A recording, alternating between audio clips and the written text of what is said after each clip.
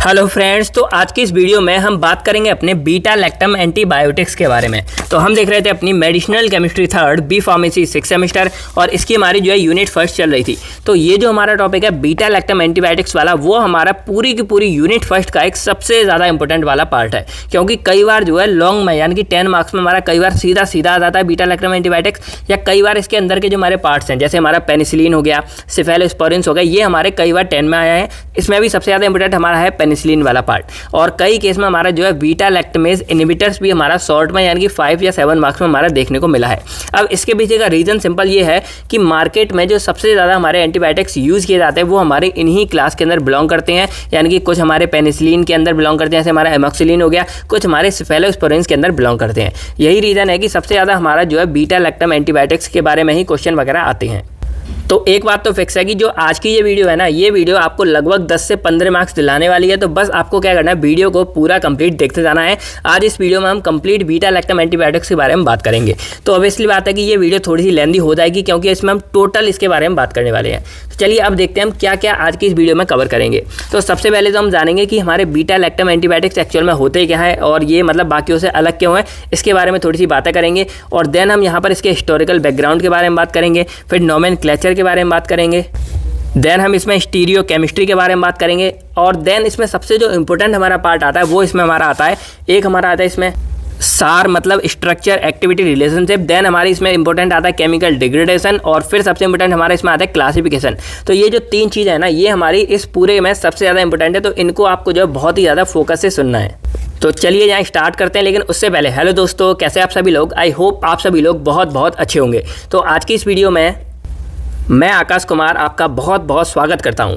चलिए यहाँ पर स्टार्ट करते हैं। तो देखो, पहले अगर हमको समझना है बीटा लैक्टम एंटीबायोटिक्स, तो हमको पहले ये समझना होगा कि एक्चुअल में हमारे एंटीबायोटिक्स क्या होते हैं। तो इसके लिए मैं अपनी पहली वीडियो यानी कि जो हमारी यूनिट फर्स्ट थी, इसकी जो फर्स्ट वीडियो थी वो मैं आपको पहले बना के दे चुका हूँ। अगर आपने वो नहीं देखी हो, जाके आप जरूर से चेकआउट कर सकते हो, या आप जाओ तो फिर से देख सकते हो, क्योंकि काफ़ी ज़्यादा गैप हो गया है, तो हो सकता है वो बातें आपके दिमाग से निकल गई हो। ठीक है, चलिए।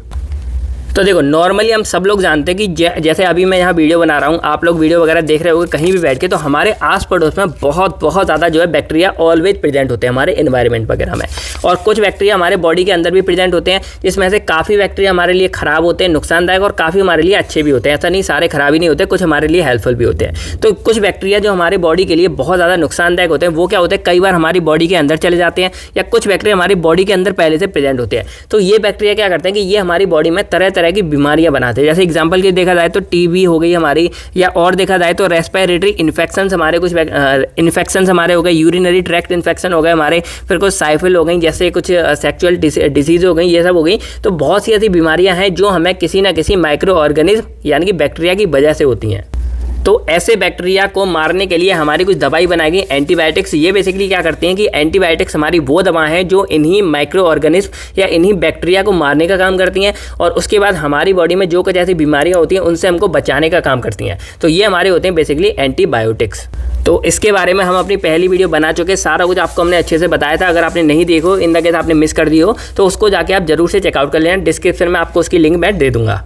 चलिए, तो अब हम समझते हैं अपने बीटा लैक्टम एंटीबायोटिक्स के बारे में। तो देखो, सिंपल बात की जाए तो ये हमारे एंटीबायोटिक की क्लास के अंदर बिलोंग करते हैं, ये चीज़ तो हम समझ गए। अब इनमें खासियत क्या होती है कि जो हमारे बीटा लैक्टम एंटीबायोटिक्स हैं, ये अपने आप में क्या कंटेन करते हैं, एक लैक्टम रिंग अपने यहाँ पे कंटेन करते हैं। यानी कि जो कोई भी हमारे बीटा लैक्टम एंटीबायोटिक्स होंगे, उन सब के अंदर क्या प्रेजेंट होगी, इस तरह की हमारी एक लैक्टम रिंग प्रेजेंट होगी। इसको हम पूरे क्या बोलते हैं, लैक्टम रिंग यहाँ पर बोलते हैं। अब इसके अंदर हमारे क्या होते हैं, बेसिकली हमारे 3 कार्बन प्रेजेंट हैं, यहाँ पे, और एक हमारा नाइट्रोजन प्रेजेंट है, और H के साथ मिलकर ये हमारा अमाइड ग्रुप पूरा कहलाता है। तो एक हमारे यहाँ अमाइड ग्रुप प्रेजेंट है, 3 हमारे कार्बन प्रेजेंट है, और एक हमारे यहाँ कार्बोनिल ग्रुप प्रेजेंट होता है। तो ये जो हमारा पूरा कंपाउंड है, इसी को हम क्या बोलते हैं यहाँ पर, लैक्टम रिंग बोलते हैं। अब यहाँ पर बीटा लैक्टम एंटीबायोटिक्स क्यों आते हैं, क्योंकि जो भी हमारी ये लैक्टम रिंग है, इसके साथ में यहाँ पर जो कोई भी हमारा सब्स्टिट्यूट लगता है, वो बेसिकली हमारा इसी बीटा पोजीशन के द्वारा सब्स्टिट्यूट लगता है, और हमारे जो भी ड्रग्स होते हैं वो हमारे यहाँ तैयार किए जाते हैं। जैसे हमारा पेनिसिलिन हो गया, सेफेलोस्पोरिन हो गए। तो यहाँ पर जो भी हमारी चीज़ें जुड़ रही हैं वो हमारी अल्फा ये है, बीटा ये, तो इस पोजीशन से जुड़ रही हैं, इसीलिए हम इसको क्या बोलते हैं, बीटा लैक्टम एंटीबायोटिक्स यहाँ पर हम बोलते हैं। तो अब अगर हम इसको डिफाइन करें तो बोल सकते हैं कि these are those class of antibiotics which contain a beta lactam ring, that's why it is called as a beta lactam antibiotics. अब अगर हम इसके कुछ एग्जांपल्स की बात करें तो जैसे हमारे इसमें हो गया पेनिसिलिन हो गया, फिर हमारे कुछ सेफेलोस्पोरिन्स हो गए, फिर हमारे यहाँ मोनोबैक्टम्स हो गए, फिर हमारे कार्बीपिनम्स हो गए। तो ये हमारे कुछ इसके एग्जांपल्स हो गए। तो अब हम समझते हैं इसके यहाँ पर classification of beta lactam antibiotics, यानी कि कौन कौन सी क्लास, यानी कि कौन कौन से ड्रग्स और क्लासेस हैं जो हमारे इसी के अंदर बिलोंग करते हैं। तो सबसे इंपॉर्टेंट जो हमारी इसमें क्लास आती है वो हमारी आती है इसके अंदर पेनिसिलिन, क्योंकि पेनिसिलिन हमारी फर्स्ट एंटीबायोटिक थी जिसकी खोज हुई थी सर अलेक्जेंडर फ्लेमिंग के द्वारा 1929 में। तो ये हमारी सबसे ज़्यादा इंपॉर्टेंट क्लास हो जाती है। सेकंड हमारी इसके अंदर क्लास आती है सेफेलोस्पोरिन्स। तो ये हमारे सेकंड मेजर एंटीबायोटिक्स होते हैं जो हमारे इसके बाद सबसे ज़्यादा इस्तेमाल किए जाते हैं। और देखा जाए कई केस में तो इन्होंने इसको भी ओवरकम कर दिया, यानी कि कई केस में यही हमारे पहले इस्तेमाल किए जाते हैं। तो सेफेलोस्पोरिन्स हमारे कुछ सेमी सिंथेटिक होते हैं जो इसके बाद सबसे ज़्यादा इस्तेमाल किए जाते हैं। थर्ड हमारी इसमें क्लास आती है मोनोबैक्टम। तो मोनोबैक्टम में हमारा एक ड्रग आता है, और जो मोनोबैक्टम नाम से आप समझ रहे होंगे कि यहाँ पर जो जैसे यहाँ पर मैंने आपको बताया कि ये बीटा लैक्टम रिंग है और साथ में यहाँ पर कोई और रिंग हमारी जुड़ी होती है, तब हमारे पेनिसिलिन और सेफेलोस्पोरिन्स बनते हैं। लेकिन जो हमारा मोनोबैक्टम है इसमें हमारी सिर्फ यही रिंग होती है, यानी कि बीटा लैक्टम की, साथ में कोई भी यहाँ सब्स्टिट्यूट नहीं लगा होता।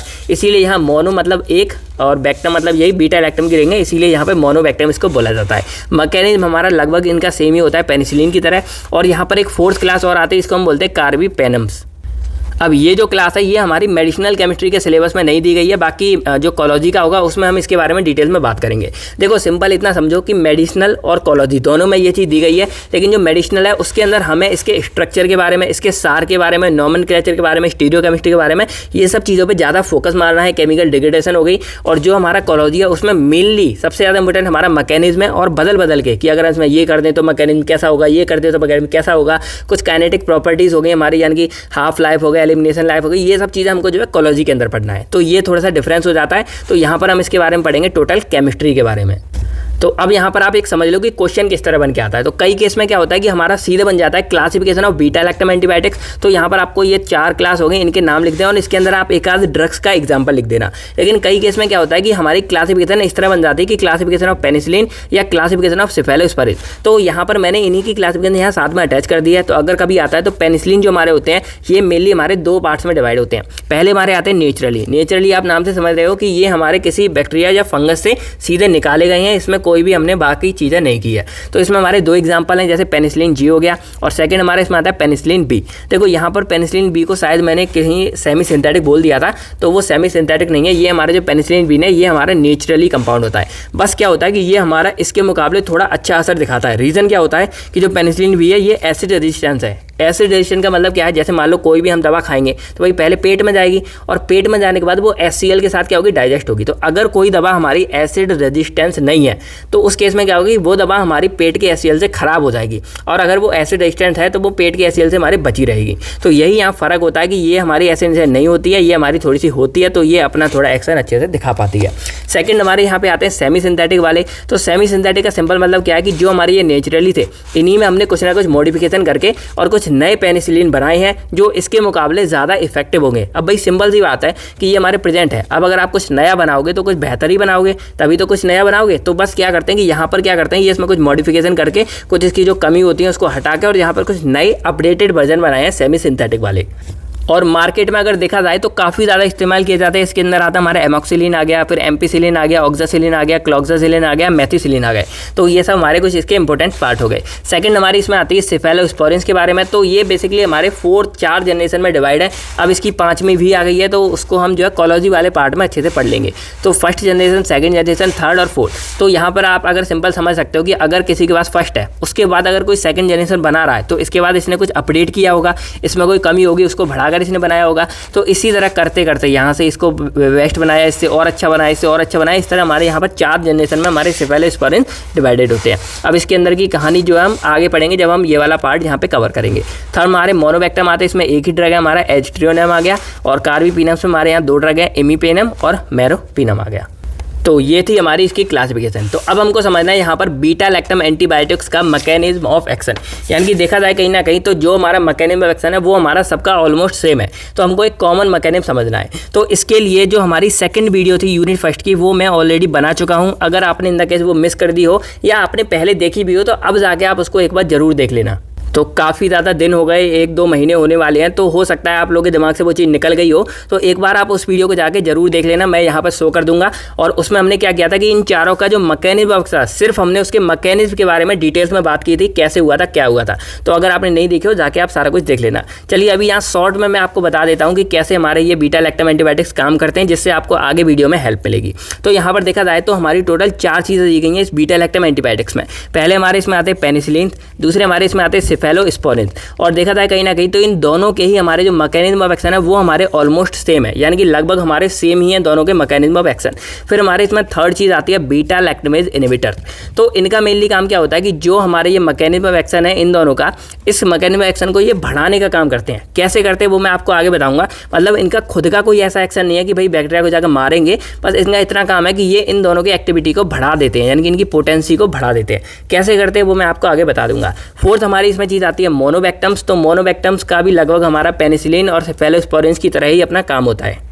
तो चलिए सिंपल समझते हैं इसका मैकेनिज्म ऑफ एक्शन। तो देखो जो भी हमारे बीटा लैक्टम एंटीबायोटिक्स हैं ये हमारे बैक्टीरियोसाइडल नेचर के होते हैं। अब बैक्टीरियोसाइडल का मतलब क्या होता है, तो देखो ये चीज़ आपको पता होगी कि जैसे मान लो ये हमारा बैक्टीरिया है, तो कोई भी जो बैक्टीरिया है वो अपनी चीज़ 2 तरह से हम उसको मार सकते हैं। एक हमारा होता है बैक्टीरियोसाइडल। बैक्टीरियोसाइडल का मतलब क्या है कि हम इस बैक्टीरिया को पूरा का पूरा खत्म कर देंगे, और जब बैक्टीरिया मर जाएगा तो वही हिसाब की ना रहेगा बांस और ना बजेगी बांसुरी। सेकंड केस होता है कि हम उसको बैक्टीरियोस्टैटिक तरीके से, यानी कि हम उसकी ग्रोथ को रोक देते हैं। यानी कि बैक्टीरिया प्रॉब्लम कब करते हैं, बैक्टीरिया जैसे ही हमारी बॉडी में आएंगे वो अपने आप को 1 से 2 बढ़ाएंगे, 2 से 4, 4 से 6, और इस तरह क्या करते हैं वो अपनी ग्रोथ को बढ़ा देते हैं। और जब वो ज़्यादा मात्रा में, ज़्यादा कंसंट्रेशन में हो जाते हैं तो वो हमारी बॉडी में नुकसान पहुंचाते हैं, तरह तरह की बीमारियां करते हैं। तो इस केस में हम बैक्टीरियोस्टैटिक वाली चीज़ भी यूज़ कर सकते हैं। तो यहाँ पर जो हमारे बीटा लैक्टम एंटीबायोटिक्स हैं ये मेनली हमारे बैक्टीरियोसाइडल होते हैं। मतलब ये हमारे बैक्टीरिया को जड़ से खत्म, यानी कि उसको मारने का काम करते हैं। तो ये हमारे मारते कैसे हैं, तो जैसे अगर आपको यहाँ पे स्ट्रक्चर दिखाई दे तो जैसे करो कि ये हमारा बैक्टीरिया है पूरा का पूरा, और बैक्टीरिया के अंदर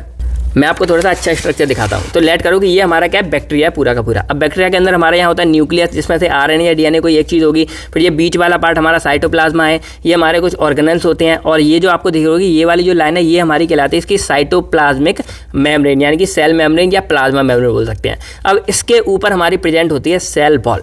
तो जो ये सेल वॉल है ना, ये हमारी इस बैक्टीरिया को क्या करती है, प्रोटेक्शन प्रोवाइड करती है और इस पूरे बैक्टीरिया को बचा कर रखती है, प्रिवेंट करके रखती है। यानी कि देखा जाए एक तरह से जैसे आपका कोई भी घर है तो उस घर के जो बाहर की पूरी बॉर्डर है वो आपने एक अच्छी बनवा रखी है, जिससे कोई भी अंदर ना आ पाए और आप लोग क्या रहते हो, सेफ रहते हो। उसी तरह जो सेल वॉल है वो हमारे पूरे के पूरे बैक्टीरिया को बचाने का काम करते हैं। तो यहाँ पर जो आपको दिख रही हो, यहाँ पर आपको दिख रही होगी ये जो चीज़ है ना, ये हमारी सेल वॉल है। आप समझ लो स्ट्रक्चर थोड़ा कॉम्प्लेक्स होता है तो मैंने भी ऐसे ही बना दिया। तो ये जो हमारी सेल वॉल है, तो जो हमारे बीटा लैक्टम एंटीबायोटिक्स होते हैं इनका मेनली काम क्या होता है कि ये इस सेल वॉल को जाके क्या कर देते हैं, खत्म। एक तरह से खत्म तो नहीं, मतलब जो हमारी सेल वॉल बन रही होती है, जो सेल वॉल की सिंथेसिस हो रही होती है हमारी बैक्टीरिया के अंदर, उस सिंथेसिस को जाके क्या कर देते हैं, ये रोक देते हैं। तो अब क्या होगा कि अब बैक्टीरिया जो हमारा है उसके ऊपर से क्या हो जाएगी, हमारी पूरी की पूरी सेल वॉल धीरे धीरे हट जाएगी। और जब बैक्टीरिया के ऊपर की उसकी प्रोटेक्शन हट जाएगी, सेल वॉल हट जाएगी, तो बैक्टीरिया हमारा क्या होता है, मर जाता है। अब सेल वॉल हटने के बाद वो मरता कैसे, ये चीज़ मैं आपको आगे बताऊंगा। छोटा सा सस्पेंस की तरह आप समझ लो। अभी हमको पहले ये समझना है कि इसकी जो सिंथेसिस थी इसको हमने रोका कैसे। तो देखो जो डिटेल्स वीडियो है वो तो मैंने आपको पहले बता दी थी, जैसे आप उसमें जाके देख सकते हो कैसे हमारी होती है। बस यहाँ पे शॉर्ट में समझो कि जैसे आपको यहाँ पे दिख रहा होगा ये हमारा है बैक्टीरिया, और बैक्टीरिया के अंदर की ये चीज़ें मैंने आपको बता दी। ये हमारा न्यूक्लियस है, ये हमारा साइटोप्लाज्मा हो गया, ये हमारी क्या होगी, इसकी साइटोप्लाज्मिक मेम्ब्रेन हो गई, और ये जो ऊपर ये आपको दिख रहे रेड कलर में ये हमारे होते हैं सेल वॉल। तो इसकी जो हमारी सेल वॉल होती है ये हमारी 2 चीज़ों से मेनली मिलकर बनी होती है। एक हमारी होती है शुगर बैकबोन, जो कोई भी हम ग्लूकोज वगैरह खाते हैं, जो कोई भी हमने खाना पीना खाया तो उसके अंदर हमारा कार्बोहाइड्रेट बनता है। तो उसकी जो छोटी इकाई होती है सबसे, उसकी हमारी होती है मोनोसैकेराइड। तो उन्हीं की चीज़ों से मिलकर हमारी क्या बनती है, यहाँ पर एक ग्लाइकॉन की मोइटी बनती है। सेकंड हमारी यहाँ पे चीज़ होती है पेप्टाइड चेन। तो आप लोग को पता होगा हमारे बॉडी के अंदर बहुत से अमीनो एसिड प्रेजेंट होते हैं। तो कुछ अमीनो एसिड की जो शॉर्ट चेन होती है, शॉर्ट चेन मतलब यहाँ पे गिनती के 5 अमीनो एसिड आपस में मिल जाते हैं, तो ये हमारी होती है शॉर्ट चेन। तो इसको हम बोलते हैं यहाँ पर पेप्टाइड चेन बोलते हैं। तो जब ये दोनों चीज़ें हमारी आपस में मिल जाती हैं तो मिलने के बाद हमारी क्या बनाती है, ये पेप्टिडोग्लाइकॉन की एक लेयर फॉर्म करती है। और ये जो लेयर हमारी होती है वो हाईली पोरस होती है। अब पोरस मतलब आप समझ लो थोड़ी सी खोखली टाइप, आप इस तरह की समझ सकते हो। जैसे ये है ना स्पंज हो जाती है, तो इस तरह की हमारी थोड़ी होती है। लेकिन ये हमारी क्या होती है, इस केस में रिगिड भी होती है, यानी कि मजबूत भी होती है और स्ट्रॉन्ग भी होती है, जिससे ये चीज़ हमारी बैक्टीरिया को भी स्ट्रॉन्ग प्रोवाइड करती है। तो अब समझो कि यहाँ पर कहानी होती क्या है। तो जैसे आपको यहाँ पर ये दिख रहे होंगे, तो ये हमारे छोटे छोटे स्ट्रैंड होते हैं। स्ट्रैंड मतलब अगर मैं यहाँ पर एक निकालूँ तो हमारे इस तरह के होते हैं। अब अगर यहाँ पर मैं इसको जूम करूँ तो यहाँ पर ये जो आपको दिख रहा है नेग और नैम, इसको मैंने डिटेल्स में अपनी पिछली वीडियो में बताया हुआ है, चाहो तो आप जाके देख लेना। तो ये जो चीज़ें हैं, ये जो हमारी दोनों चीज़ें ये हमारी होती है शुगर मोइटी, जो मैंने आपको बताई ग्लाइकोन वाली चीज़ है। और यहाँ पर जो आपको ये लगी दिख रही होगी, ये चीज़ हमारी है अमीनो एसिड की चेन। तो ये हमारे इस तरह से अटैच होते हैं, जैसे ये हमारा हो गया, यहाँ पे इस तरह से हमारे अटैच होते हैं और नीचे हमारे इस तरह से अटैच होते हैं। कैसे बने वो मैंने पिछली वीडियो में बताया है। अब यहाँ पर क्या होता है कि यहाँ पर हमारी इनकी होती है क्रॉस लिंकिंग। क्रॉस लिंकिंग मतलब क्या होगा कि यहाँ पर ये चौथा और यहाँ पर हमारा तीसरा जो अमीनो एसिड है वो हमारे आपस में इस तरह से एक दूसरे के साथ जुड़ जाते हैं। किसकी मदद से? हमारे ग्लाइसिन 5 यानी कि 5 ग्लाइसिन इस तरह से जुड़े होते हैं, उनकी चेन यानी कि आपस में एक तरह से गठबंधन हो जाता है चेन, और उसकी मदद से ये चीज़ हमारी यहाँ आपस में जुड़ जाती है। और जब ये हमारे इस तरह जुड़ते हैं, यहाँ पर ये इस तरह जुड़ते हैं, यहाँ पर ये इस तरह जुड़ते हैं, ये आपस में इस तरह जुड़े हुए हैं। तो इस तरह करते करते क्या हो जाते हैं, ये हमारे मजबूत एक दूसरे को पकड़ते पकड़ते मजबूत हमारी पूरी की पूरी इस तरह की सेल वॉल हमारी बन जाती है। अब ये हमारी पोरस भी है, क्योंकि भाई बीच बीच में थोड़ा गैप भी है, तो थोड़ा बहुत इस तरह भी हो जाती है, लेकिन ये हमारी काफ़ी ज़्यादा मजबूत पूरी की पूरी बन जाती है। तो यहाँ पर जो हमारी ये क्रॉस लिंकिंग हो रही है, इस पूरी प्रोसेस को हम बोलते हैं ट्रांसपेप्टाइडेशन बोलते हैं। और ये जो क्रॉस लिंकिंग हो रही है, इस क्रॉस लिंकिंग को कराने के लिए हमारा एक प्रोटीन रिस्पॉन्सिबल होता है। ये जो प्रोटीन्स है ये हमारे बैक्टीरिया के अंदर ही प्रेजेंट होते हैं, जिसको हम बोलते हैं पेनिसिलिन बाइंडिंग प्रोटीन यानी कि पीबी बोलते हैं, जिसके अंदर हमारे 2 एंजाइम आते हैं। एक हमारा आता है ट्रांसपेप्टाइडेज और एक हमारा इसमें आता है कार्बोक्सी पेप्टाइडेज। तो ये हमारे कुछ एंजाइम्स है जो हमारे इन्हीं प्रोटीन्स के अंदर बिलोंग करते हैं। तो अब इन प्रोटीन्स का मेनली काम क्या होता है कि ये हमारी इस क्रॉस लिंकिंग को रिस्पॉन्सिबल यानी कि होने देते हैं, यानी कि भाई कैसे भी इनकी मदद से हमारी ये चीज़ होती है। ये हमारी यहाँ बाइंड होगी, यहाँ बाइंड होगी, और इन दोनों को क्या करती है कि क्रॉस लिंकिंग में हमारी हेल्प करती है। तो इस तरह ये जब क्रॉस लिंकिंग होती है तो हमारी जो सेल वॉल है वो हमारी बनती है, यानी कि इस क्रॉस लिंकिंग के बिना हमारी ये सेल वॉल नहीं बन पाएगी। तो अब जो जहाँ पर आपको दिख रही थी ये चीज़ें, इसमें जो ये ब्लू वाले आपको चीज़ दिख रही है ना, यही हमारी एक्चुअल में यहाँ पर क्या है, पेनिसिलिन बाइंडिंग प्रोटीन यानी कि पीबीज हैं। तो अब यहाँ पर जो हमारे बीटा लैक्टम एंटीबायोटिक्स हैं, ये अपना काम कैसे करते हैं कि जैसे ही इनको दिया जाता है, ये हमारे ये पोरस होती है आपको बताया, तो ये इसको क्रॉस करते करते क्या होते हैं, इनके पास पहुँच जाते हैं। और यहाँ पर जो मैंने आपको पहले बताया कि इनके पास एग्जाम्पल समझ लो, इनके पास ये होती है बीटा लैक्टम की रिंग। तो ये जो बीटा लैक्टम की रिंग है, ये हमारी क्या करती है, यहाँ पे जाके इसको क्या कर देती है, ब्लॉक कर देती है। और जैसे ही वो यहाँ पे जाके हमारी इस तरह बन जाती है, अब क्या होगा कि जो हमारे ये है पेनिसिलिन बाइंडिंग प्रोटीन्स है, ये अपना काम फिर ठीक से नहीं करते और एक तरह से इनएक्टिव हो जाते हैं। और जैसे ही हमारे ये इनएक्टिव हो जाते हैं, अब जो यहाँ पे क्रॉस लिंकिंग हो रही थी, ये क्रॉस लिंकिंग होना हमारी बंद हो जाती है। और धीरे धीरे क्या होगा, जैसे ही हमारी ये बनना बंद हो जाएगी, ये आपस में जुड़ेंगे नहीं और ये हमारे बिखर कर टूट कर गिर जाएंगे। और इस तरह से हमारी जो सेल वॉल है वो पूरी की पूरी हमारी क्या हो जाएगी, खत्म हो जाएगी और नया बनना बंद हो जाएगी। तो इस तरह से हमारे जो बीटा लैक्टम एंटीबायोटिक्स है वो अपना यहाँ पर एक्शन शो करते हैं। अब यहाँ पर आपको एक ये ब्लैक में और ऊपर की मेम्ब्रेन दिख रही होगी। तो जो हमारे 2 तरह के बैक्टीरिया होते हैं आपको पता होगा, एक होते हैं ग्राम नेगेटिव बैक्टीरिया, एक होते हैं ग्राम पॉजिटिव बैक्टीरिया। तो जो हमारे ग्राम नेगेटिव बैक्टीरिया होते हैं वो हमारे थोड़े ज़्यादा स्ट्रॉन्ग होते हैं पॉजिटिव के मुकाबले, क्योंकि इनके ऊपर एक प्रेजेंट होती है हमारी इस तरह की आउटर मेम्ब्रेन। अब ये जो आउटर मेम्ब्रेन आपको दिख रही होगी, ये हमारी इस सेल वॉल को भी बचाने का काम करती है। तो अब जो हमारे बीटा लैक्टम एंटीबायोटिक्स है वो भाई अपना यहाँ असर कैसे दिखाएंगे, तो इसलिए जो ग्राम नेगेटिव होते हैं यहाँ पर हमारे छोटे छोटे क्या होते हैं, एक्वोस्पोरिन्स प्रेजेंट होते हैं यानी कि छेद। तो इन्हीं के द्वारा हमारे जो बीटा लैक्टम है वो यहाँ से क्रॉस करेंगे और अपना यहाँ पर एक्शन शो करते हैं। अब ये पूरा फंडा क्या था, कैसे बनी सेल वॉल, ये सब चीज़ें जो है वो आपको पिछली वीडियो में दिख जाएगी, आप जाके चेकआउट कर सकते हो। अभी आप सिंपल फंडा समझ गए कि ये हमारे क्या करते हैं, इस पीबीबीज यानी कि जो हमारी पेनिसिलिन बाइंडिंग प्रोटीन्स है, इनको जाके क्या कर देंगे, इनएक्टिव कर देंगे और इससे हमारी ये क्रॉस लिंकिंग रुक जाती है और हमारी सेल वॉल बनना बंद हो जाती है। अब एक डाउट आया था किसी का, वो मैं यहाँ क्लियर कर देता हूँ। किसी ने पूछा कि सर ये पेनिसिलिन बाइंडिंग प्रोटीन्स है, तो ये पेनिसिलिन नाम क्यों रखा गया। भाई यहाँ कैसे बताया कि ये बैक्टीरिया पास पहले से पेनिसिलिन है। तो देखो यहाँ पर जो हमारे बैक्टीरिया थे ना, इनके पास इनका नाम सिर्फ बाइंडिंग प्रोटीन था, यानी कि इनके पास सिर्फ प्रोटीन्स हमारी होती हैं। लेकिन जब हमने पेनिसिलिन दी, खोजबीन कर रहे थे साइंटिस्ट, तो उन्होंने देखा कि जो हमारा पेनिसिलिन है ना वो यहाँ पर जाके बाइंड कर जाता है। तो इन्हीं वजह से जो ये प्रोटीन्स हमारी बैक्टीरिया के, इनका नाम यहाँ पर क्या पड़ गया, बाइंड में पेनिसिलिन बाइंडिंग प्रोटीन्स पड़ गया। तो ऐसे हमारे नाम बाद में रखे जाते हैं, पहले से कुछ भी नहीं होता है। तो अब आप ये तो समझ गए यहाँ पर कि जो हमारे बीटा लैक्टम है ये हमारी सेल वॉल को हटा देते हैं। लेकिन अब इसके हटने की वजह से हमारा जो बैक्टीरिया है वो मरता कैसे है, तो उसको समझने के लिए आप यहाँ पर ये कहानी समझो कि जो हमारा बैक्टीरिया होता है वो हमारा होता है हाइपर ऑस्मोटिक। अब इसको आप ऐसे समझो कि देखो, हम लोगों ने ये सुना होगा ना कि कहीं पर अगर पानी रह जाएगा तो हमारा बैक्टीरिया वो जन्म ले लेगा या अपने आप को ग्रोथ कर लेगा। यही रीज़न है कि कोई भी जब सामान आता है तो उसमें सिलिका जेल की छोटा सा पाउच पड़ा होता है। और सिलिका जेल के पाउच का मतलब क्या होता है कि वो, जैसे आपने यहाँ देखा होगा, वो पाउच क्या करता है, वो पानी को अपने अंदर एब्जॉर्ब कर लेता है, जिससे जो पानी वहाँ बचा हुआ एरिया, वहाँ पर कोई भी बैक्टीरिया अपने आप को ग्रोथ ना कर पाए। तो यही रीज़न है। तो बैक्टीरिया को चाहिए लगभग पानी चाहिए बहुत ज़्यादा, और और बैक्टीरिया खुद भी लगभग 55 से 60% पानी के साथ बना होता है। तो हाइपर ऑस्मोटिक का मतलब क्या होता है कि बैक्टीरिया क्या करता है, बहुत ज़्यादा पानी क्या करता है अपने अंदर एब्जॉर्ब करता है। अब जैसे लेट करो यहाँ पर कि यहाँ पे आपको दिख रहा होगा, मान लो ये हमारी बॉडी है पूरी की पूरी, और मान लो ये हमारा क्या है, पूरा का पूरा बैक्टीरिया है यहाँ पर। अब यहाँ पर क्या होता है, यहाँ पर ऑस्मोसिस वाला खेल चलता है। ऑस्मोसिस मतलब क्या है कि जैसे मान लो 2 सॉल्यूशन है, एक हमारे यहाँ ए सॉल्यूशन है, एक हमारे यहाँ बी सॉल्यूशन है। अब जो हमारा ए सॉल्यूशन है इसके पास हमारा क्या है, 2 चीज़ों से मिलकर बना होता है, सॉल्यूट प्लस सॉल्वेंट। तो यहाँ पर हमारा जो सॉल्वेंट है वो ज़्यादा मात्रा में, बी वाले में जो सॉल्वेंट है हमारा वो कम मात्रा में। तो अगर आपको याद हो तो ऑस्मोसिस में क्या होता है कि जो हमारी मूवमेंट होगी वो ज़्यादा सॉल्वेंट की तरफ से हमारे कम सॉल्वेंट की तरफ मूव होगा, यानी कि यहाँ पे पानी ज़्यादा है अगर, तो वो यहाँ पे क्या हो जाएगा, मूव हो जाएगा। सेम फंडा यहाँ होता है कि जैसे हमारा बैक्टीरिया तो छोटा सा है, तो वही बैक्टीरिया के अंदर पानी हमारा कम होता है जो हमारी बॉडी है उसके मुकाबले। तो यहाँ पर हाइपर ऑस्मोटिक में क्या होगा कि अब जो वाटर है वो हमारा इस बैक्टीरिया के अंदर क्या होने लगेगा, एब्जॉर्ब होने लगेगा हमारी बॉडी के अंदर से।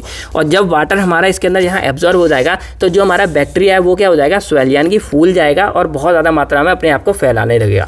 और अगर आपको पता है कि जैसे मान लो ये साइटोप्लाज्मिक मेम्ब्रेन है, तो अगर यहाँ पर हमारा पानी बहुत ज़्यादा मात्रा में अगर बैक्टीरिया के अंदर चला जाएगा तो बैक्टीरिया हमारा फट जाएगा और वर्स्ट होने की वजह से बैक्टीरिया हमारा मर जाता है। तो इसको बचाने के लिए हमारे पास यहाँ पर बैक्टीरिया पास क्या होती है, सेल वॉल होती है, और ये रिगिड होती है और थोड़ी सी पोरस होती है। पोरस मतलब क्या, अगर बैक्टीरिया फूलेगा तो थोड़ा सा अपने आप को एडजस्ट कर लेगी ये, लेकिन उसको फटने नहीं देती है, अंदर थोड़ी सी स्ट्रॉन्ग होती है और बैक्टीरिया को भी बचाने का काम करती है। लेकिन जैसे ही हमने इस सेल वॉल को यहाँ पे ख़त्म कर दिया तो सेल वॉल तो हमारी रही नहीं, तो अब जो बैक्टीरिया हमारा क्या करेगा, अपना जो नेचर है उसका भाई पानी को एब्जॉर्ब करेगा, तो भाई फूलेगा, और फूलेगा तो वो फट जाएगा। क्यों फट जाएगा, क्योंकि अब उसके पास क्या है, हमारी सेल वॉल नहीं बची है। तो इस तरह हमारे जो बीटा लैक्टम एंटीबायोटिक्स हैं वो पूरा का पूरा अपना एक्शन देते हैं कि वो इस सेल वॉल को खत्म कर देते हैं। बाकी जो अपने आप को मारने का काम है वो बैक्टीरिया खुद से कर लेते हैं, और इसीलिए एंड में आपको जब भी देखें कि इनहिबिट कर देते हैं सिंथेसिस सेल वॉल, और एंड में क्या हो जाता है कि लाइसिस ऑफ बैक्टीरिया, यानी कि बैक्टीरिया क्या हो जाता है, टूट जाता है, बिखर जाता है, फट जाता है।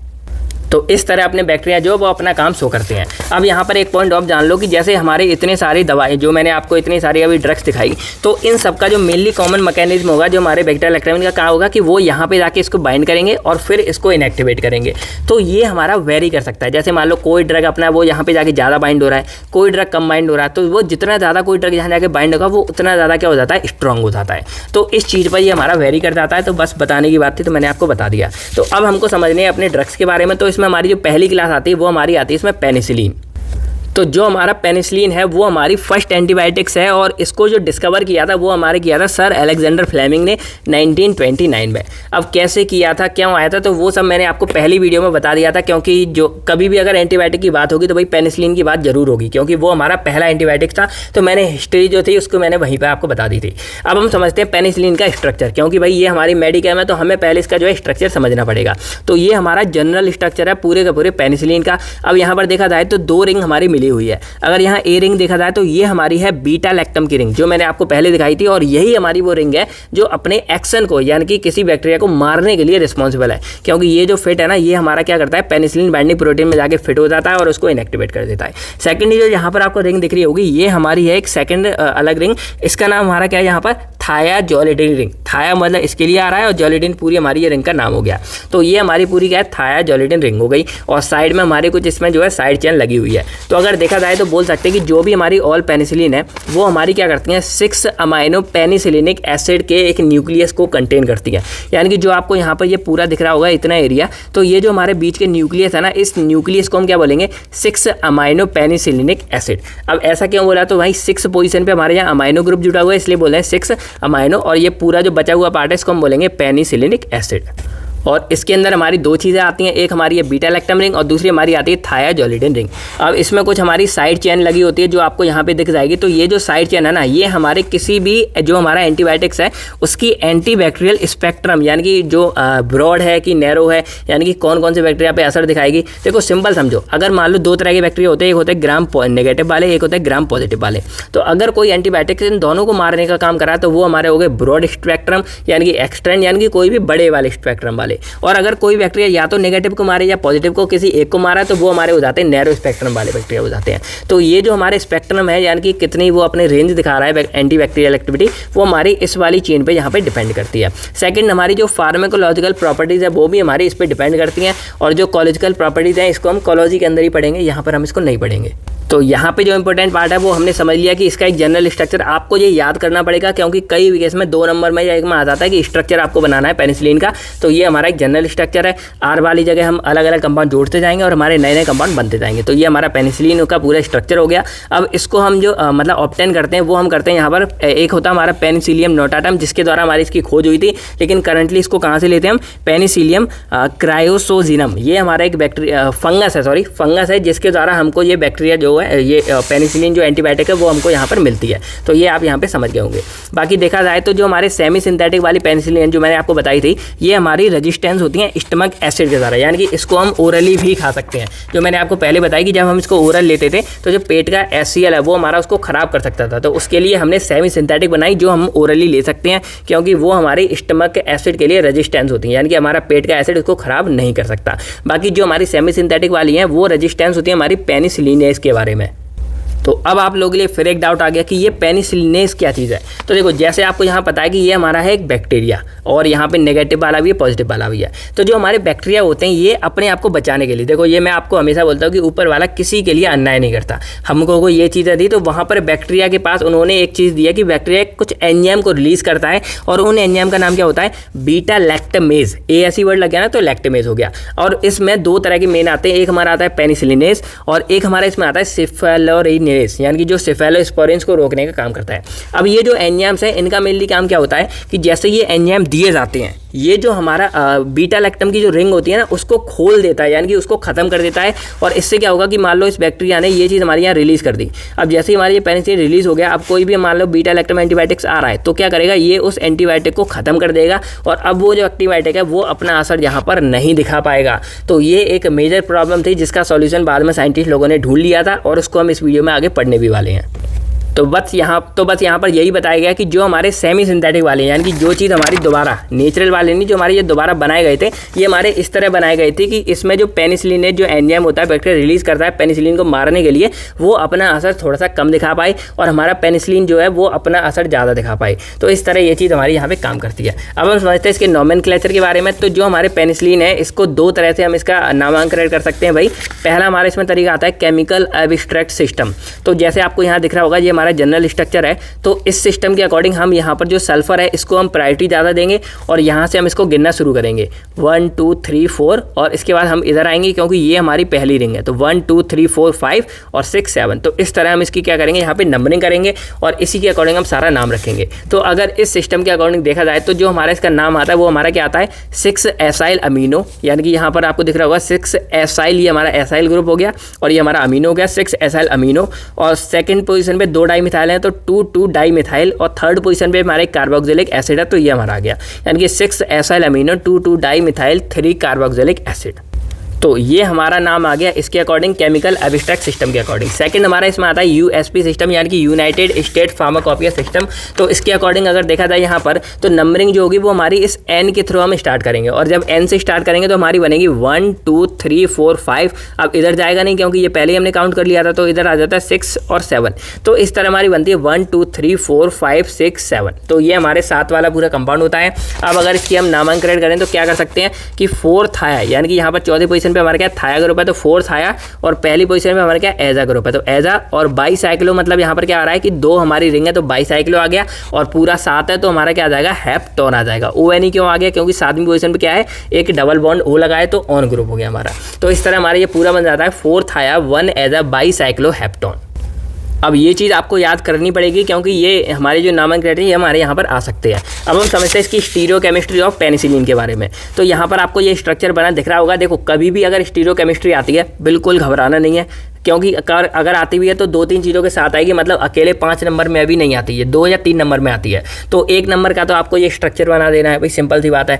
दूसरी पोजीशन पे आप चाहो तो जो आपने यहाँ केमिस्ट्री के बारे में पढ़ा कि इसमें 7 मेंबर्ड होते हैं हमारे, फिर एक थाया ग्रुप हो गया, एक हमारा थाया ग्रुप हो गया, एक हमारा एजा ग्रुप हो गया, सोडियम हो गया, यहाँ पर नाइट्रोजन हो गया, सल्फर हो गया। तो इन चीज़ों को आप यहाँ पर लिख सकते हो। और उसके बाद एक इंपॉर्टेंट कि कायरल कार्बन हमारे यहाँ पर कितने प्रेजेंट होते हैं। तो कायरल हमारे यहाँ कितने, 3 कायरल कार्बन प्रेजेंट है। कायरल मतलब वो चीज़ जिसमें चारों चीज़ें हमारी अलग अलग जुड़ी होती हैं। तो पहला हमारे इसमें आता है C3। अब C3 पे देखो तो देखिए यहाँ अलग ग्रुप है, यहाँ हमारा अलग ग्रुप है, नाइट्रोजन ग्रुप है, यहाँ अलग अलग हाइड्रोजन, और यहाँ हमारा क्या है अलग ग्रुप है। तो इस तरह हमारे यहाँ अलग अलग ग्रुप जुड़े हुए हैं। ऐसे ही हमारा C5 हो गया, तो यहाँ भी हमारी चारों चीज़ें अलग जुड़ी हैं, और ऐसे ही हमारा C6 हो गया, यहाँ भी हमारी चारों चीज़ें अलग जुड़ी हैं। तो ये 3 हमारे इसके अंदर क्या होते हैं, कायरल कार्बन प्रेजेंट होते हैं।